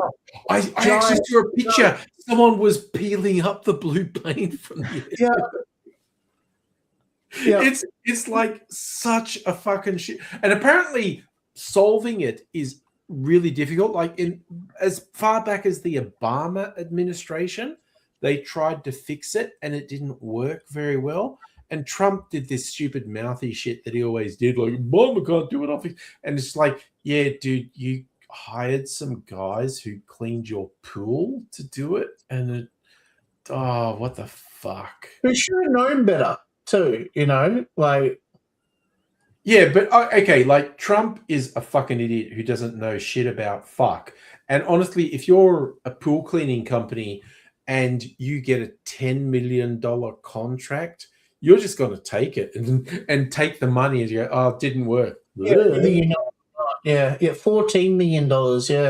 Yeah. Trump said, and the thing is, $1 million, $14 million. But Donald Trump brought it all up to put down, to use it as a way to put down Obama. Yeah, it's all Obama's fault. The whole pool law shit. And and apparently it's just to do with.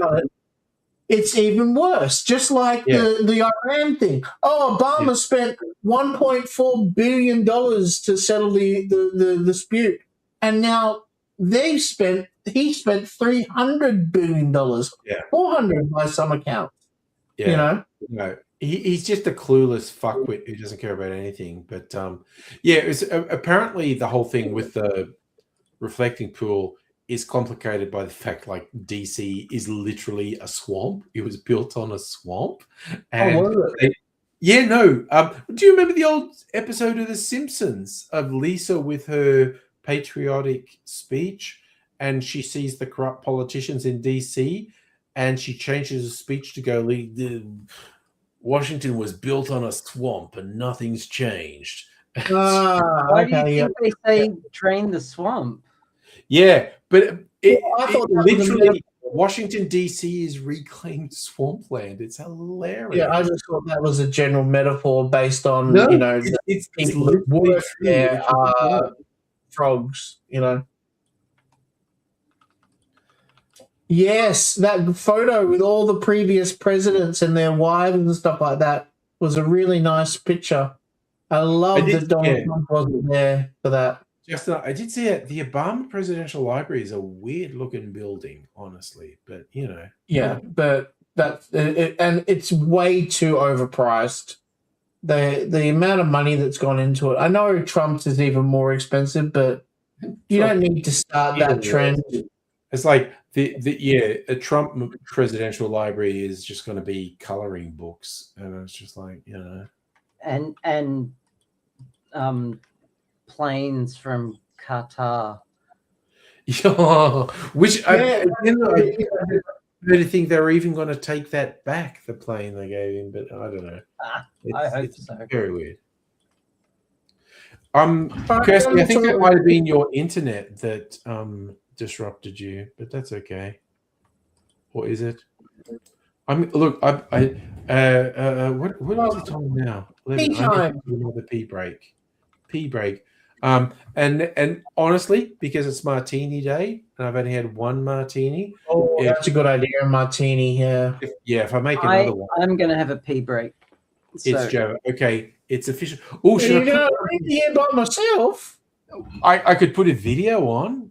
Yeah, do that. Yeah. I'd rather you do that than leave me by myself. All right. Yeah. Let's go.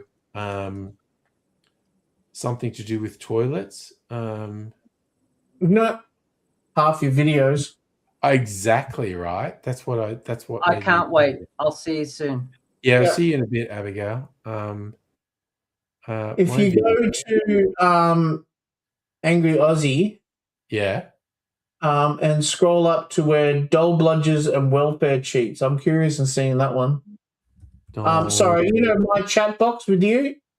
Yeah. Our personal chat box. So this is from 2018. Yeah, and just someone mentioned it in a chat thing, and I haven't watched it yet. So let's give that one a spin. It's one of your videos. It's only 6 minutes, so that gives me enough time to go. Yeah. All right, I'm going to put that on. We're all taking a break. Video. We're all taking a break while I put this video on from 2018. When was it actually? January 2018. God, so it's almost 10 years old. Let's do this, and I'm going to go take a pee break. G'day, viewers. 1st of January 2018. Probably only got a couple weeks of writing the date wrong if your life requires you to write dates down on any semi-regular basis.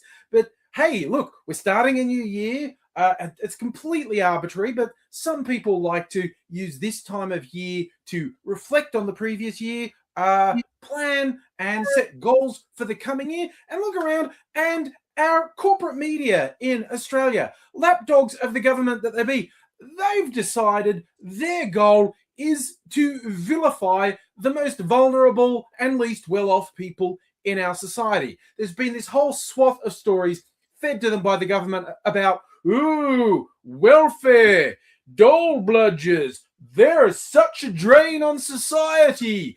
And I have no idea why we have to attack the people who have least when there's a whole bunch of people who have so much more who are not paying their fair share that we kind of could go off and attack. But it's gone with, let's look at how bad this welfare abuse is. And this is like, it's such a bullshit argument. Their big lead that they think proves this is out of control is they go, the average Australian worker has to work 3 hours just to pay the welfare bill.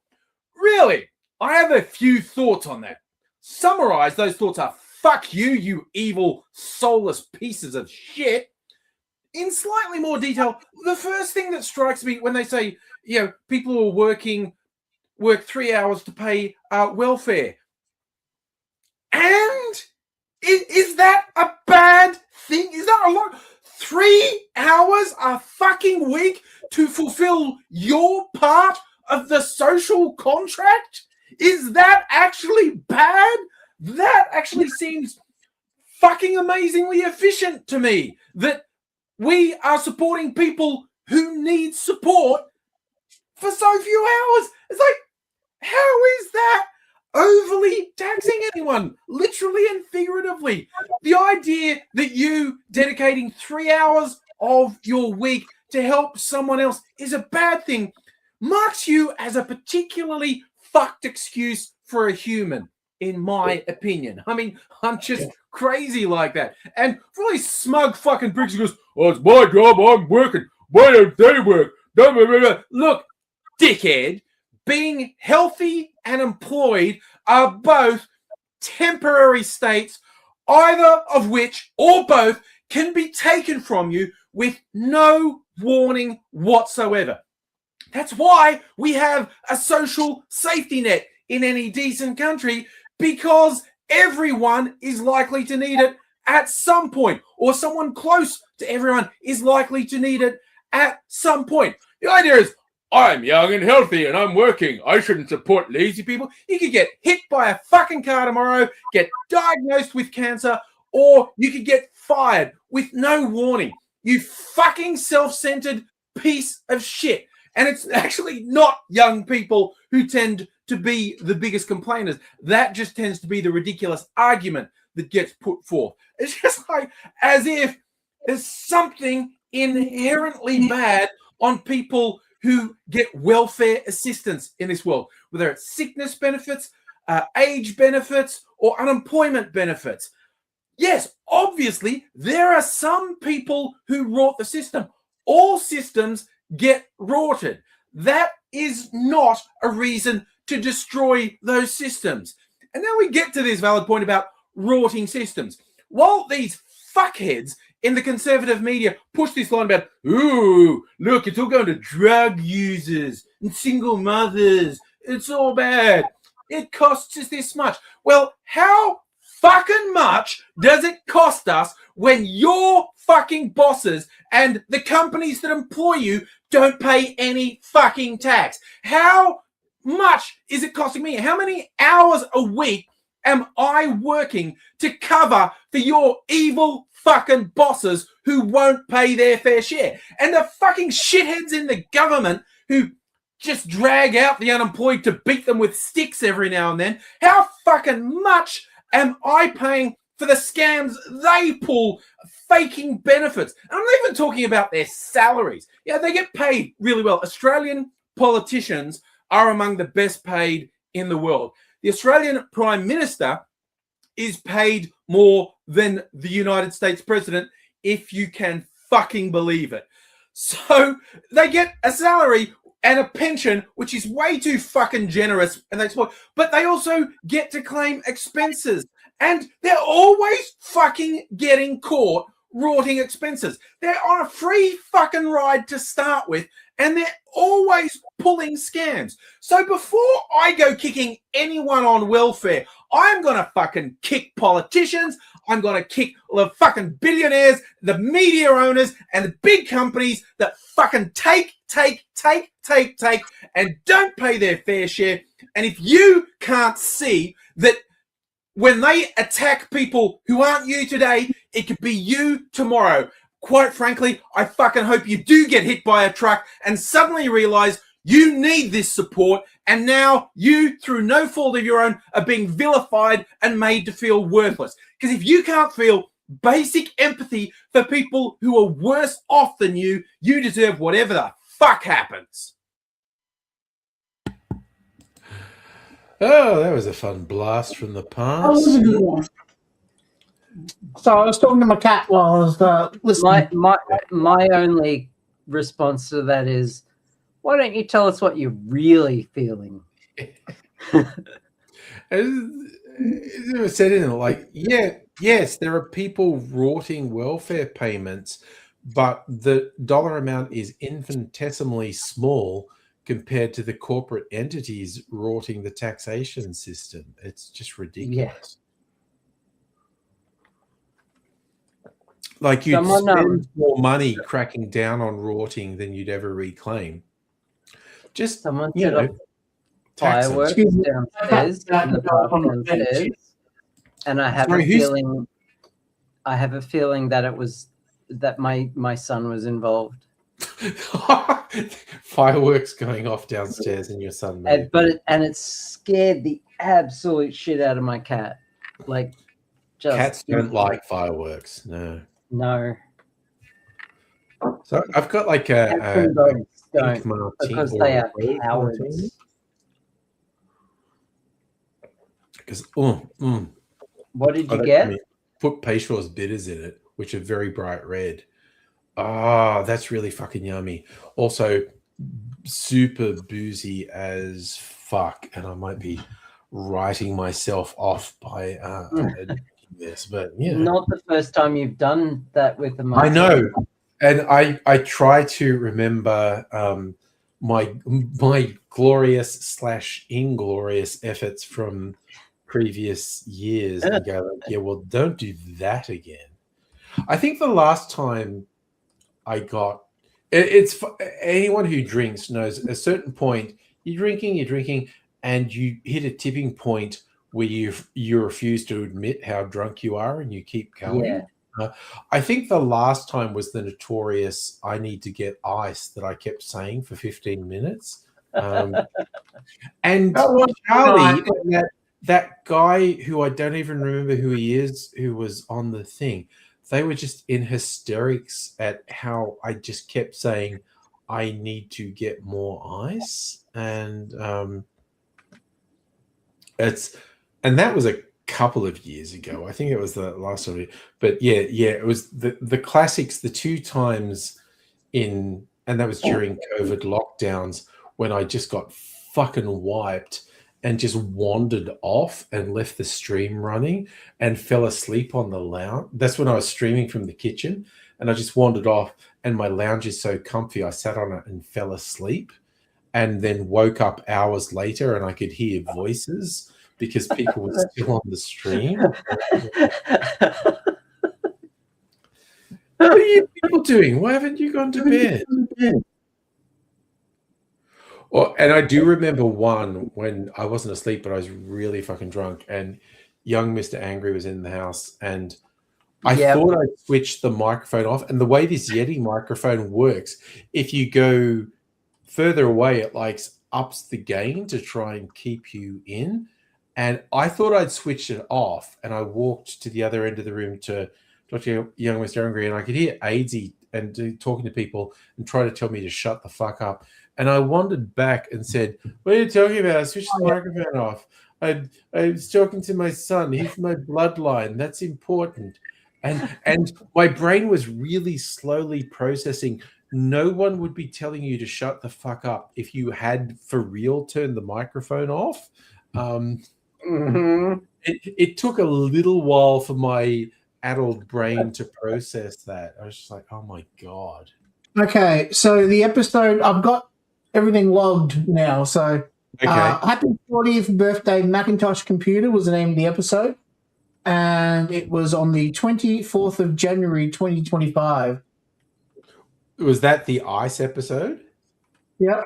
Hang on. If I do you this. Do you use an AI thing to find particular quotes from me in the videos? No, I just need my everything logged. Okay. Ray, back to movies. Watching the 36th Chamber of Shaolin. Oh, I love that movie. It's a good movie. Yeah, that's one of my favorite kung fu movies. Yeah. Yeah. He does all the different tests. Is that the one where he gives all the different tests? It's a famous one. I know the name of it. Yeah. Yeah, because what's it on? Wu-Tang Clan named themselves after it. Wu-Tang Clan ain't nothing to fuck with. 36 Chamber, 30. Have you finished it before? Have you finished? Yeah, it was the one where they're doing tests, right? The whole way through, it's just test.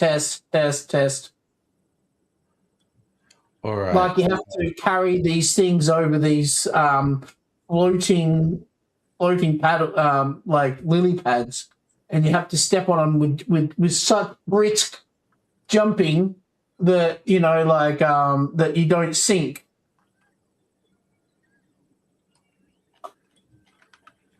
Okay, sorry. I was literally trying to find this live stream you were talking about.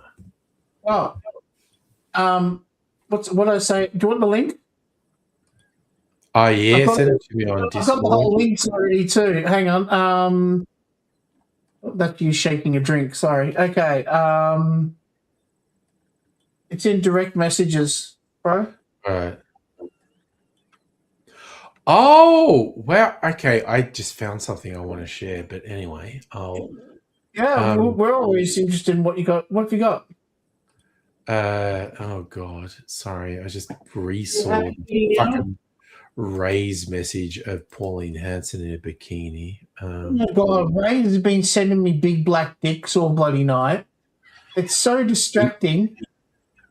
He really fucking does. Okay, so I think it was right at the. All night, my phone's been going, and I think it's Sophie. And then I go to click on Facebook, and it's this man with a penis as long as my fucking arm, you know, like. Yeah.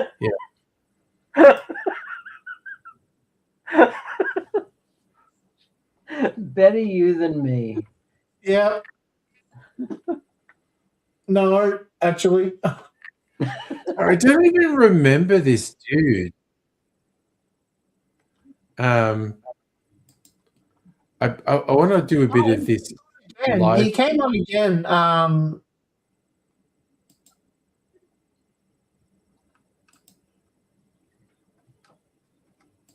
It was for the 40th anniversary of the Macintosh computer. Oh wow! You got the bloody. That's when you had that cat. God, look how skinny I was. Jesus Christ! I'm so skinny in that compared to now. But no, I don't want any more big black penises, please. Thank you. Container? No, because I fucking put it all into a cocktail. And I thought there was enough ice on the streets of Melbourne without your help. I know. Oh, okay. Again, I swear to God, my kids did that as a joke because even when I'm not drinking alcohol, I like to have a lot of ice in my drinks. And we were driving around a bit. And my favorite is actually. I don't mind either way, but I do legit need to go out and get a little bit more ice. You're at the acceptance phase, Angry. Whether I drink more alcohol or not, I need a little bit more. I'm in denial. Between you both, you're bargaining. We're bargaining at the moment, definitely. That's great. Fuck it up. There is no ice. I need to go out and get a block of ice. Yeah, So do it. literally, like if I come up and neither of you are still here, I will be Where's like, your big that's glass? Where's your That's big glass fine. gone? That's fine. But I'm going to go for, I don't know, probably less than a minute, 30, 60 seconds. I need to go and get a little bit more ice. I'm going to say goodbye now to you. All right, you're going to say goodbye? Yeah, I'm saying goodbye. This is the first time you've been on in a while. I fucking love it, dude. Fucking yeah. Fucking yeah. Holy shit, I was so drunk there. And I do miss those glasses. They were great, the big fat ones you had on. I've still got them somewhere. Yeah, but you didn't like them because they kept on sliding down your nose, remember? Yeah. Wait, I've got another pair here. Which pair is here? Oh, they're the round Harry Potter Oh, no, I've got these ones. Remember these ones. Sorry. These are the Harry Potter ones? They're not even Harry Potter. They're these tiny ones. Remember these? I call them the Harry Potter ones, yeah. I've got some bigger ones hey, when I got these, the people in the glasses shop, Specsavers, they were so excited because they were like, we fucking love those glasses and no one will get them. We think they're awesome. They were so excited when I got these glasses. Like I legit reckon with them, you know. If I reckon if I wore these into work on Monday, I would trip people the fuck out. They would be like, "What are you wearing? What is that?" Because they will have forgotten. Because I got these years ago. They will have forgotten. I remember when you got them. Yeah, it was years ago. Yeah. Yeah. And again, They're certainly a choice. And why did you stop wearing them? Is it because they're too tight and yet they gave you a headache? No, it's just like there's just this very small area that they actually let me see in. Whereas these ones, they're just like my whole field of vision is opened up. because it's a big bit of glass. Ah. So in September 2010, you Yeah. did a video called Dry Ice Explosions, Yes. and you put ice in a condom with warfarin in it. I did a few things with dry ice, honestly. Where did you get dry ice? Oh, you get light and easy. They pack it with dry ice. You get a big fucking block of dry ice. And you can just buy dry ice. Yeah, but I Okay. got it from Light and Easy. I love it. Ray says I'm going from Harry Potter to Jeffrey Dahmer. Oh, look, I found a video. Okay, this is 15 years old. Almost exactly, actually, from June 2011.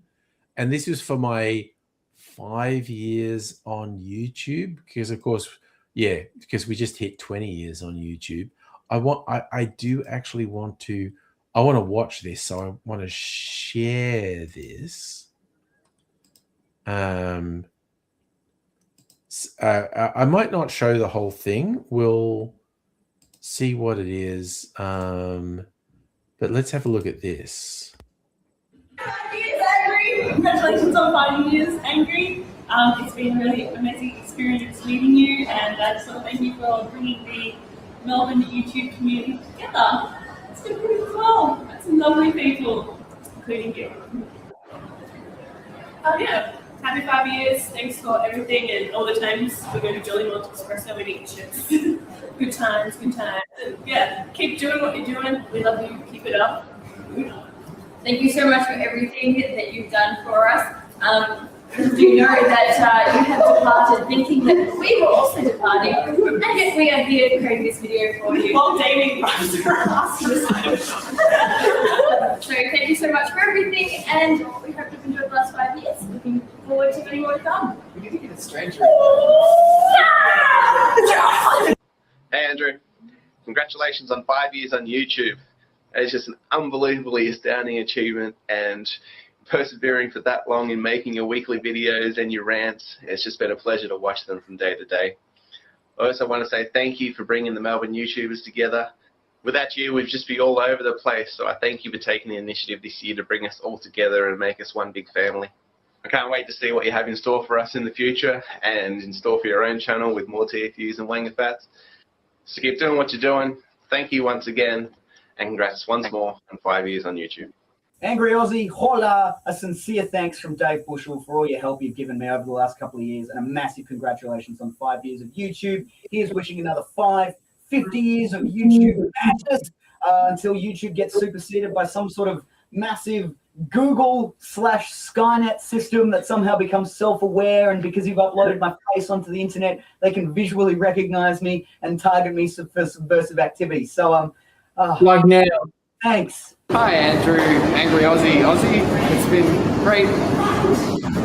Throwing hats past me, and it's been great working so closely with you these past 5 years, and also actually working closely with you for so.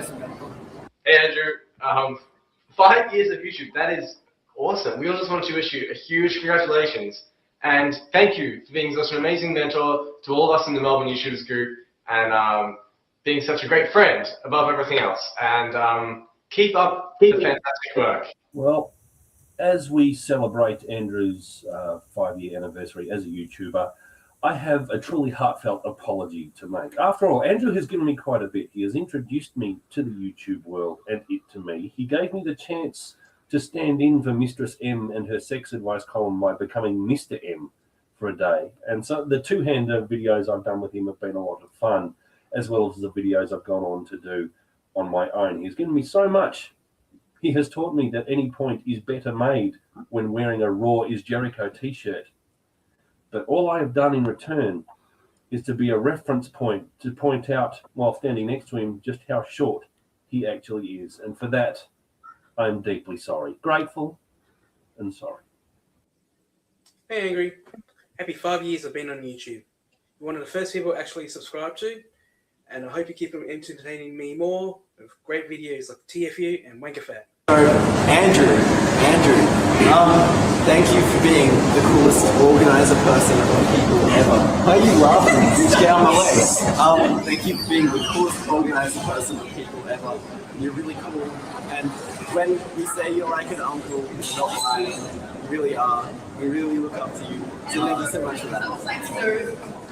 Thank you, Andrew, for doing all the stuff that you've done from YouTube over the years. I've met so many great people because of you who I never would have found otherwise.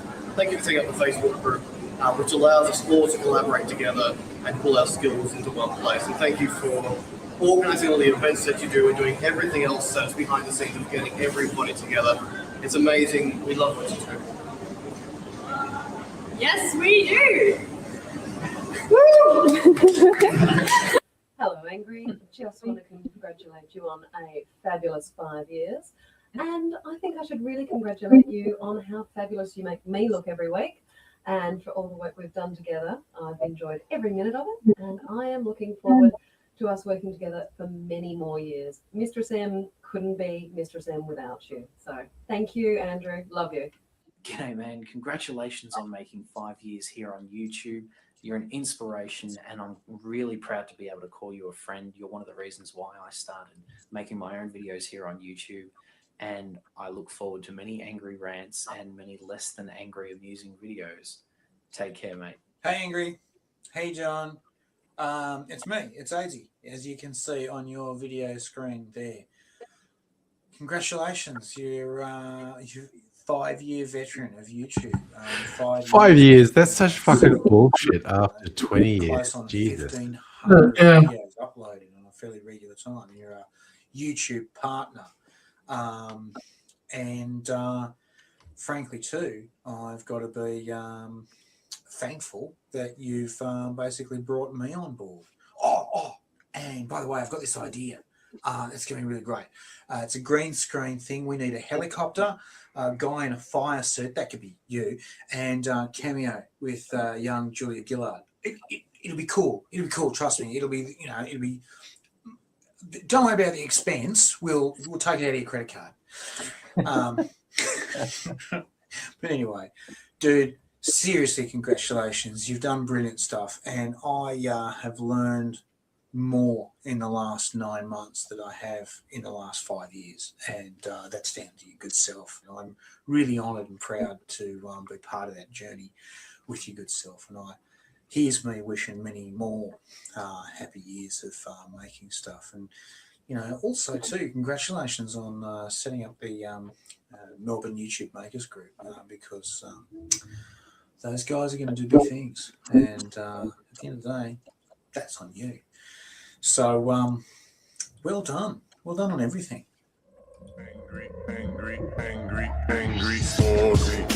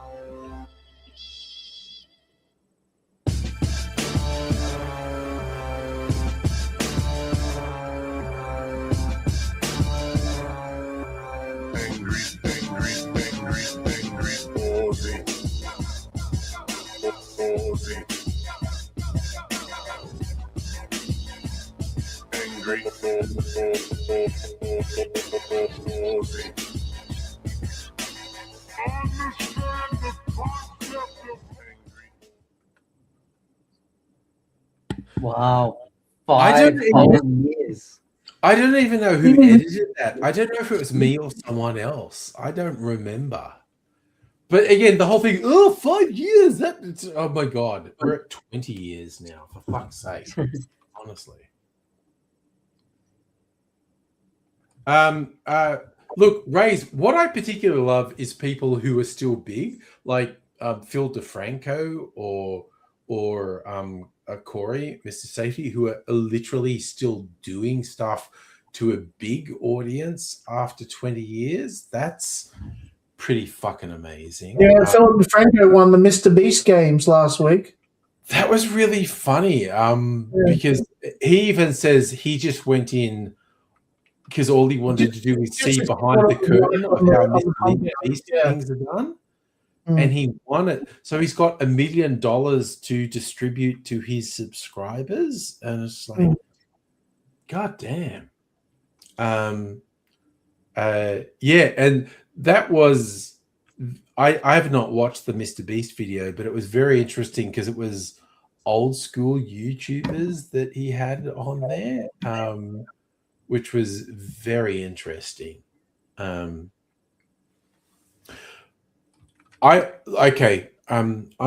feel like I'm going to be a lightweight and go to bed. Yeah. I'm sorry. I've been out of it all night. You, Dr. Abigail, you have said you're tired and out of it or not, but Yeah, you've been plenty talkative anyway, so yeah.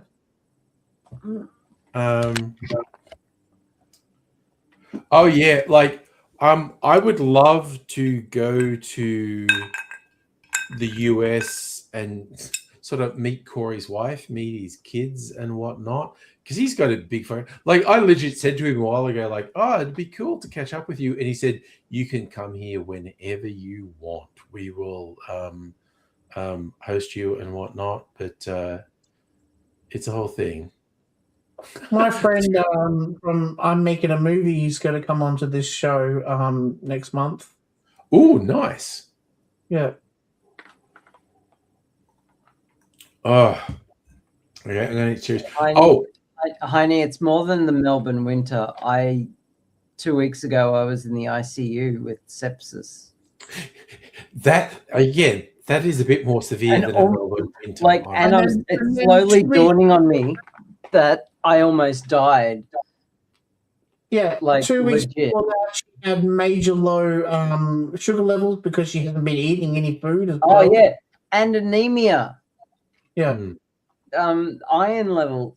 So Iron levels. Sorry, I thought it was sugar, but yeah, I was on the right track. Yeah. yeah, anemia and then sepsis, which is really scary. Yeah, no, not good. Not good. Yeah. Yeah. I was in the ICU for 3 days. Yeah. And like I'm pretty white, but I had a support worker say I looked even whiter.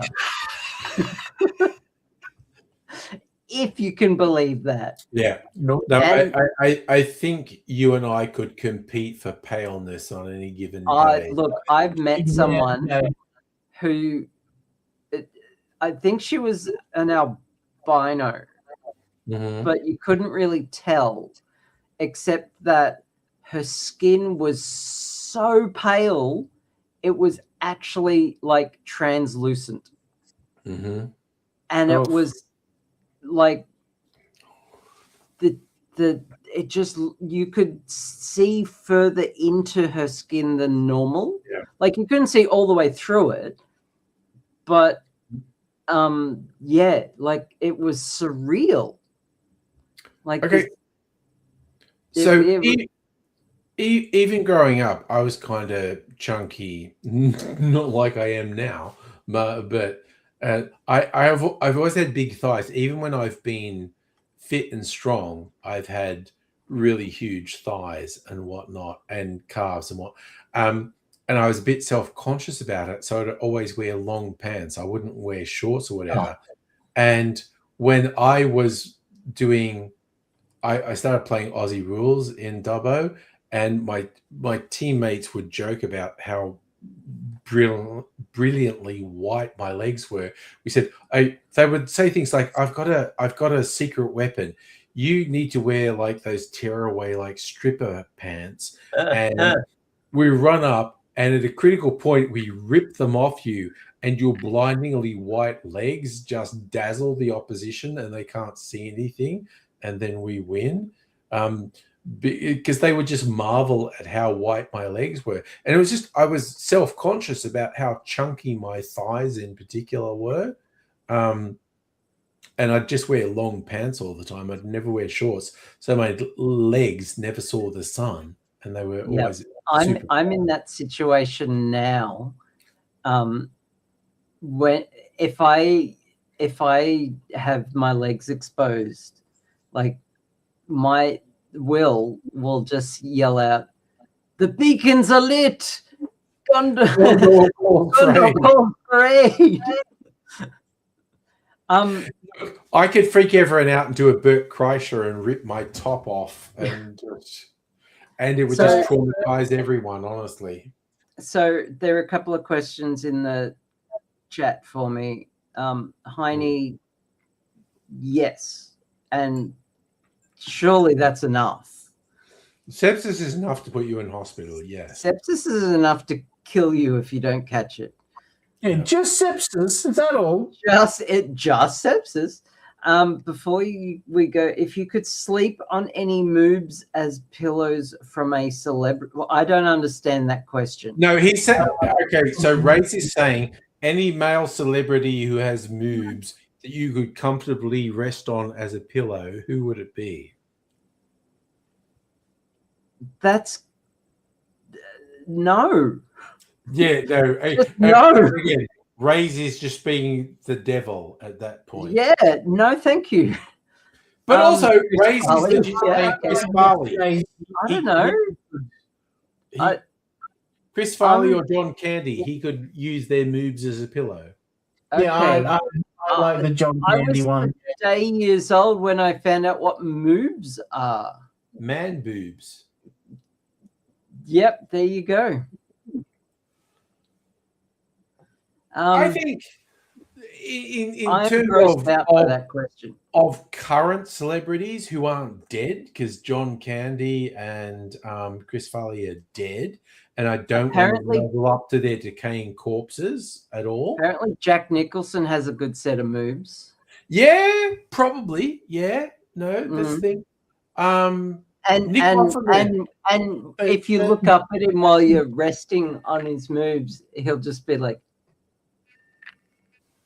I reckon I could snuggle up to Nick Offerman. I reckon Nick Offerman would, because he's he'd a have that chunky guy. very down as well. He would have cool moves as well. Yeah, I reckon I could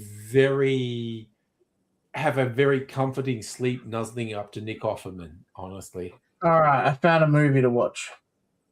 Okay, I'm just talking about snuggling Nick Offerman, and you found a movie. Okay. I watched Bela Lugosi meets a Brooklyn gorilla. I watched Project Hail Mary last night. Again. Did you like it? I mean, Oh, I saw it at cinema. I still think it's amazing. Yeah, no, I like the book. I listened to the audiobook Project Hail Mary and really enjoyed it. And I love the movie. I really enjoyed it. I was so glad. Amazed. I was so glad they kept the, and I don't want to spoil this for anyone who hasn't seen it, but there's the big thing about how and why he went on the mission. And because how it works in the book and in the movie, when he wakes up from hypersleep, he doesn't remember everything. It takes him a while to remember how he got there. And the final reveal of how he got there is really good. And I was very pleased they kept it in the movie, because I could imagine the studio saying, "Blah, we don't want him doing that." But no, it was fun. It was a really touching moment. Yeah. Also, there was a fun video on YouTube because Neil deGrasse Tyson, who always wants to argue about science, Neil deGrasse Tyson with Andy Weir on YouTube talking about it was very funny, because Andy Weir literally says, when I'm writing my stuff and I'm trying to I imagine Neil deGrasse Tyson looking at what I'm doing. Which is seriously very funny. It's Neil very deGrasse funny. Tyson had the exact same comment, the exact same criticism that I did, which blows my mind. Yeah. And it's the only one I could find in the movie. And I don't know if it's in the book because it's a visual thing. Yeah. But he's a xenobiologist, right? Yes. and you'd think he would be familiar with a centrifuge, right? if he knows by sight what a scanning tunneling microscope, like electron microscope is, you'd think something as simple as a centrifuge would be fine. They highlighted in the Neil deGrasse thing that the centrifuge is not doing a real thing. He doesn't load it balanced; he loads it unbalanced. It wasn't balanced. That was so funny when they were fixating on that. That was very funny. Yeah, but it could have been a self-correcting, that you can get self-correcting, self-balancing centrifuges. Yeah. But still, you're just ingrained. To this day, I cannot load a centrifuge without balancing it just enough. Like, and I do love Ray's going, just could we nuzzle Neil deGrasse Tyson's moves? And the African American man with the tight curly hair, it might be a bit abrasive. There are a bunch of African American men I'd nuzzle before I'd nuzzle Neil deGrasse Tyson.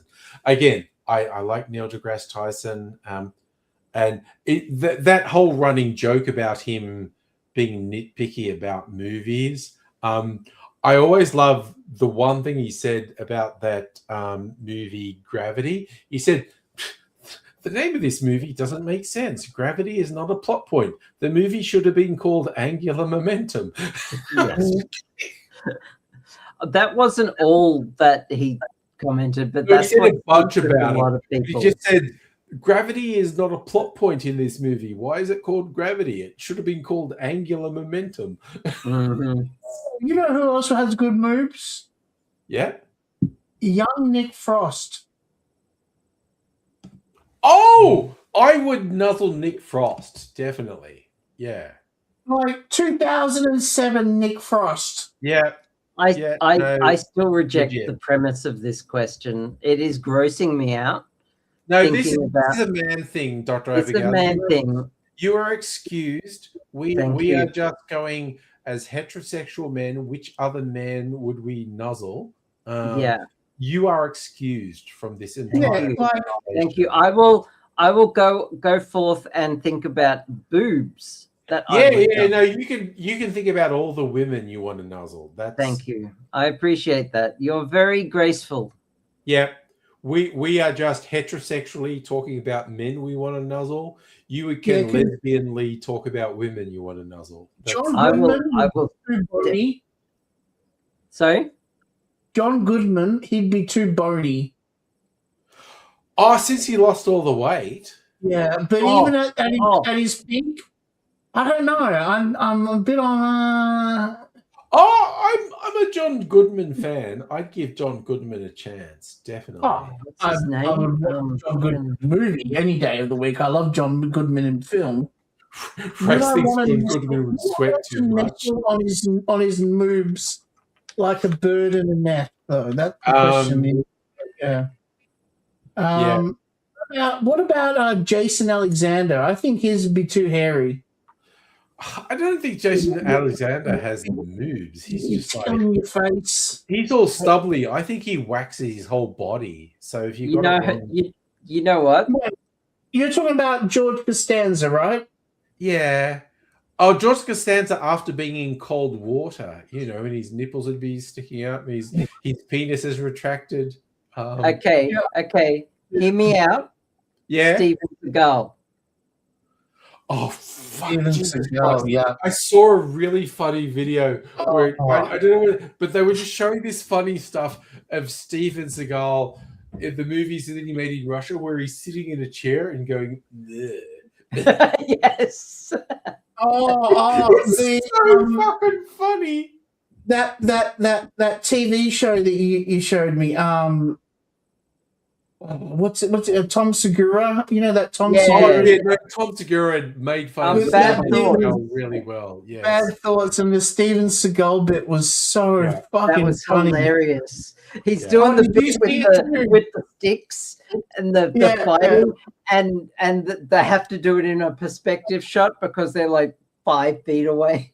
But I just saw a video the other day, and it wasn't just the movie where he's sitting in a chair fighting people off, but there was a thing where he was at he's in Russia, and they're trying to suggest he's martial arts, and it was dance choreography. He was standing there, and guys in kung fu outfits were just doing somersaults and stuff going past him, and they were trying to suggest it's because he's like doing his and it was just like, oh shit, this is so funny. It's This is embarrassing.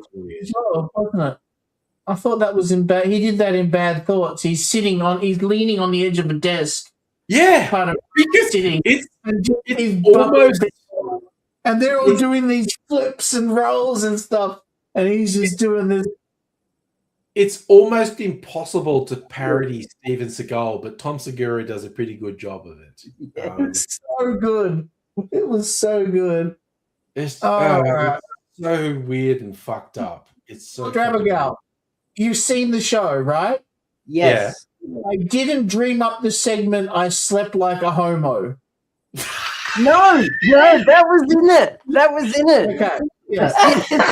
Yes. I slept like a homo. Yes. Because he's gone right past it. He skipped it. Oh, that was so funny. Oh, wasn't it great? Yeah, yeah. What? How could you possibly be? Yeah. Oh my! And the God. cafe scene was my favorite out of all of it. When he wants his iced coffee. Yes. Oh, yes. Yeah. One of my standouts is the dwarves on the plane. Right, yeah. Right at the end, when the pilot comes in and, and starts to undress, and he's like, "Oh no!" But then he sees the two dwarves, and it's like he thinks about it and would rather have gay sex than be judged by these two short people. All right, teach me how to fly.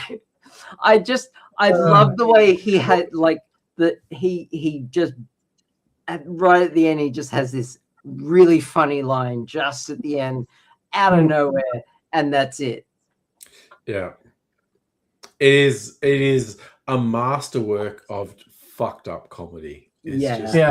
I didn't get the last 2 or 3 episodes towards the end of season 2. I felt like didn't quite meet up to the standard of the rest, but the first season was so amazing. The French woman with the face in the back. But first you must make love to my sister. It's like I've never been more ashamed of laughing at stuff than when I laugh at Tom Segura's bad thoughts. It's just like, oh my god, I can't believe he fucking did that. Oh my god. Jesus Christ. Ray's got to rewatch The Room and sleep, and oh god, you got a 12-hour shift. Yeah, no, dude, I'm gonna go to bed. All right, gang. Yeah, same. It's not super late, but like prior to the stream, I had 4 cocktails. It was just like, gee, I had 3 in the city, 3 at 3 different bars, and 1 when I got home. Because I got home, Mrs. Angry goes, "Oh, I want like our favorite hot toddy with it," and I went, "Yeah, I want one too." And oh wait, is my breathalyzer working? Because again, it was working earlier because I tested myself. So this I'm going like, I can clutch it. This movie, I heard about it on the Conan podcast. They were talking about it.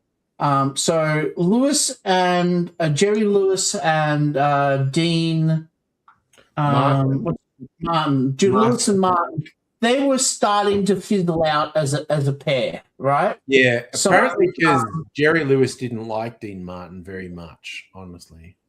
No, also Jerry Lewis was making a lot more money than Dean Martin, and Dean Martin resented Jerry Lewis a lot. Tim Martin was a fucking drunk, and Jerry Lewis was a really accomplished comedian. Yeah. So anyway, what happened was they had these this couple called Duke Mitchell and Sammy Petrillo, and they did like a copied version of it of the gig. You know, you've got the swab, boom, boom, boom, boom, you know, kind of guy, and you got the Jerry Lewis kind of kind of character, right? Yeah, yeah. And they meet Bela Lugosi, who turns into a Brooklyn gorilla. And Bela Lugosi's in like peak morphine phase at this time when he, and he wasn't good towards the end of his life. Yeah, with the Lewis and Martin films was when they made jokes, especially when Lewis made jokes, you could see the people around were trying not to break. You know, you could see them.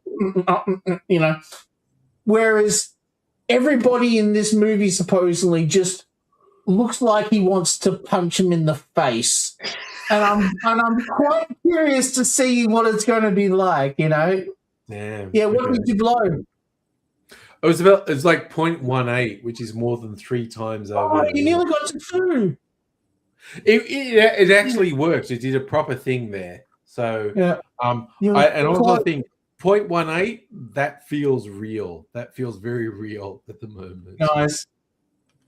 Yeah, so I'm going to watch that and see what it's like because Conan was filming a travel documentary in Guam and was sitting in a tent, and Patton Oswalt and Conan and a whole bunch of other comedians are all in like a chat group, and they're all talking about old movies and stuff like that. And, in a tent in the middle of Guam, you've got Conan O'Brien sitting there watching little clips on his phone, from this movie. And I'm like, okay, I've got to see what this movie is, like I have to know what it is now, Okay. So, yeah, I've got some time still. Like I said, Sophie doesn't get home till midnight, and I want to be up when she gets home. All right, so that's almost 2 more hours for you. Yeah, that's why I'm going to do a movie, huh? Yeah, and often I'd stay on that long, but No, I derailed myself by pre-gaming, like literally. No, when you do between 4 and 5 hours, I consider that a successful Friday night. Yeah, that's 4 hours. Yeah, and I you had 2 drinks. Yeah, I had a bunch of fun tonight. Okay, so Saturday night is date night, so I'm not streaming. Yep. Sunday night, movie of the week. Are we doing Laserdisc or just movie of the week? No, just movie of the week this week, and then next week we're back on the Laserdisc show again. Back to the Laserdisc. Okay, so I got to watch The Train. Train, yes. And we'll see what's what. But yeah, so everyone, come along Sunday night. We're gonna be doing no the normal. tomorrow? No, it's date night tomorrow night. So Sunday night, I will give a review of the place we went to date night, and we will do a movie of the week review. So you'll take care. See you another time. Strong. Stay strong. Bye for now. Bye. You are totally fucked!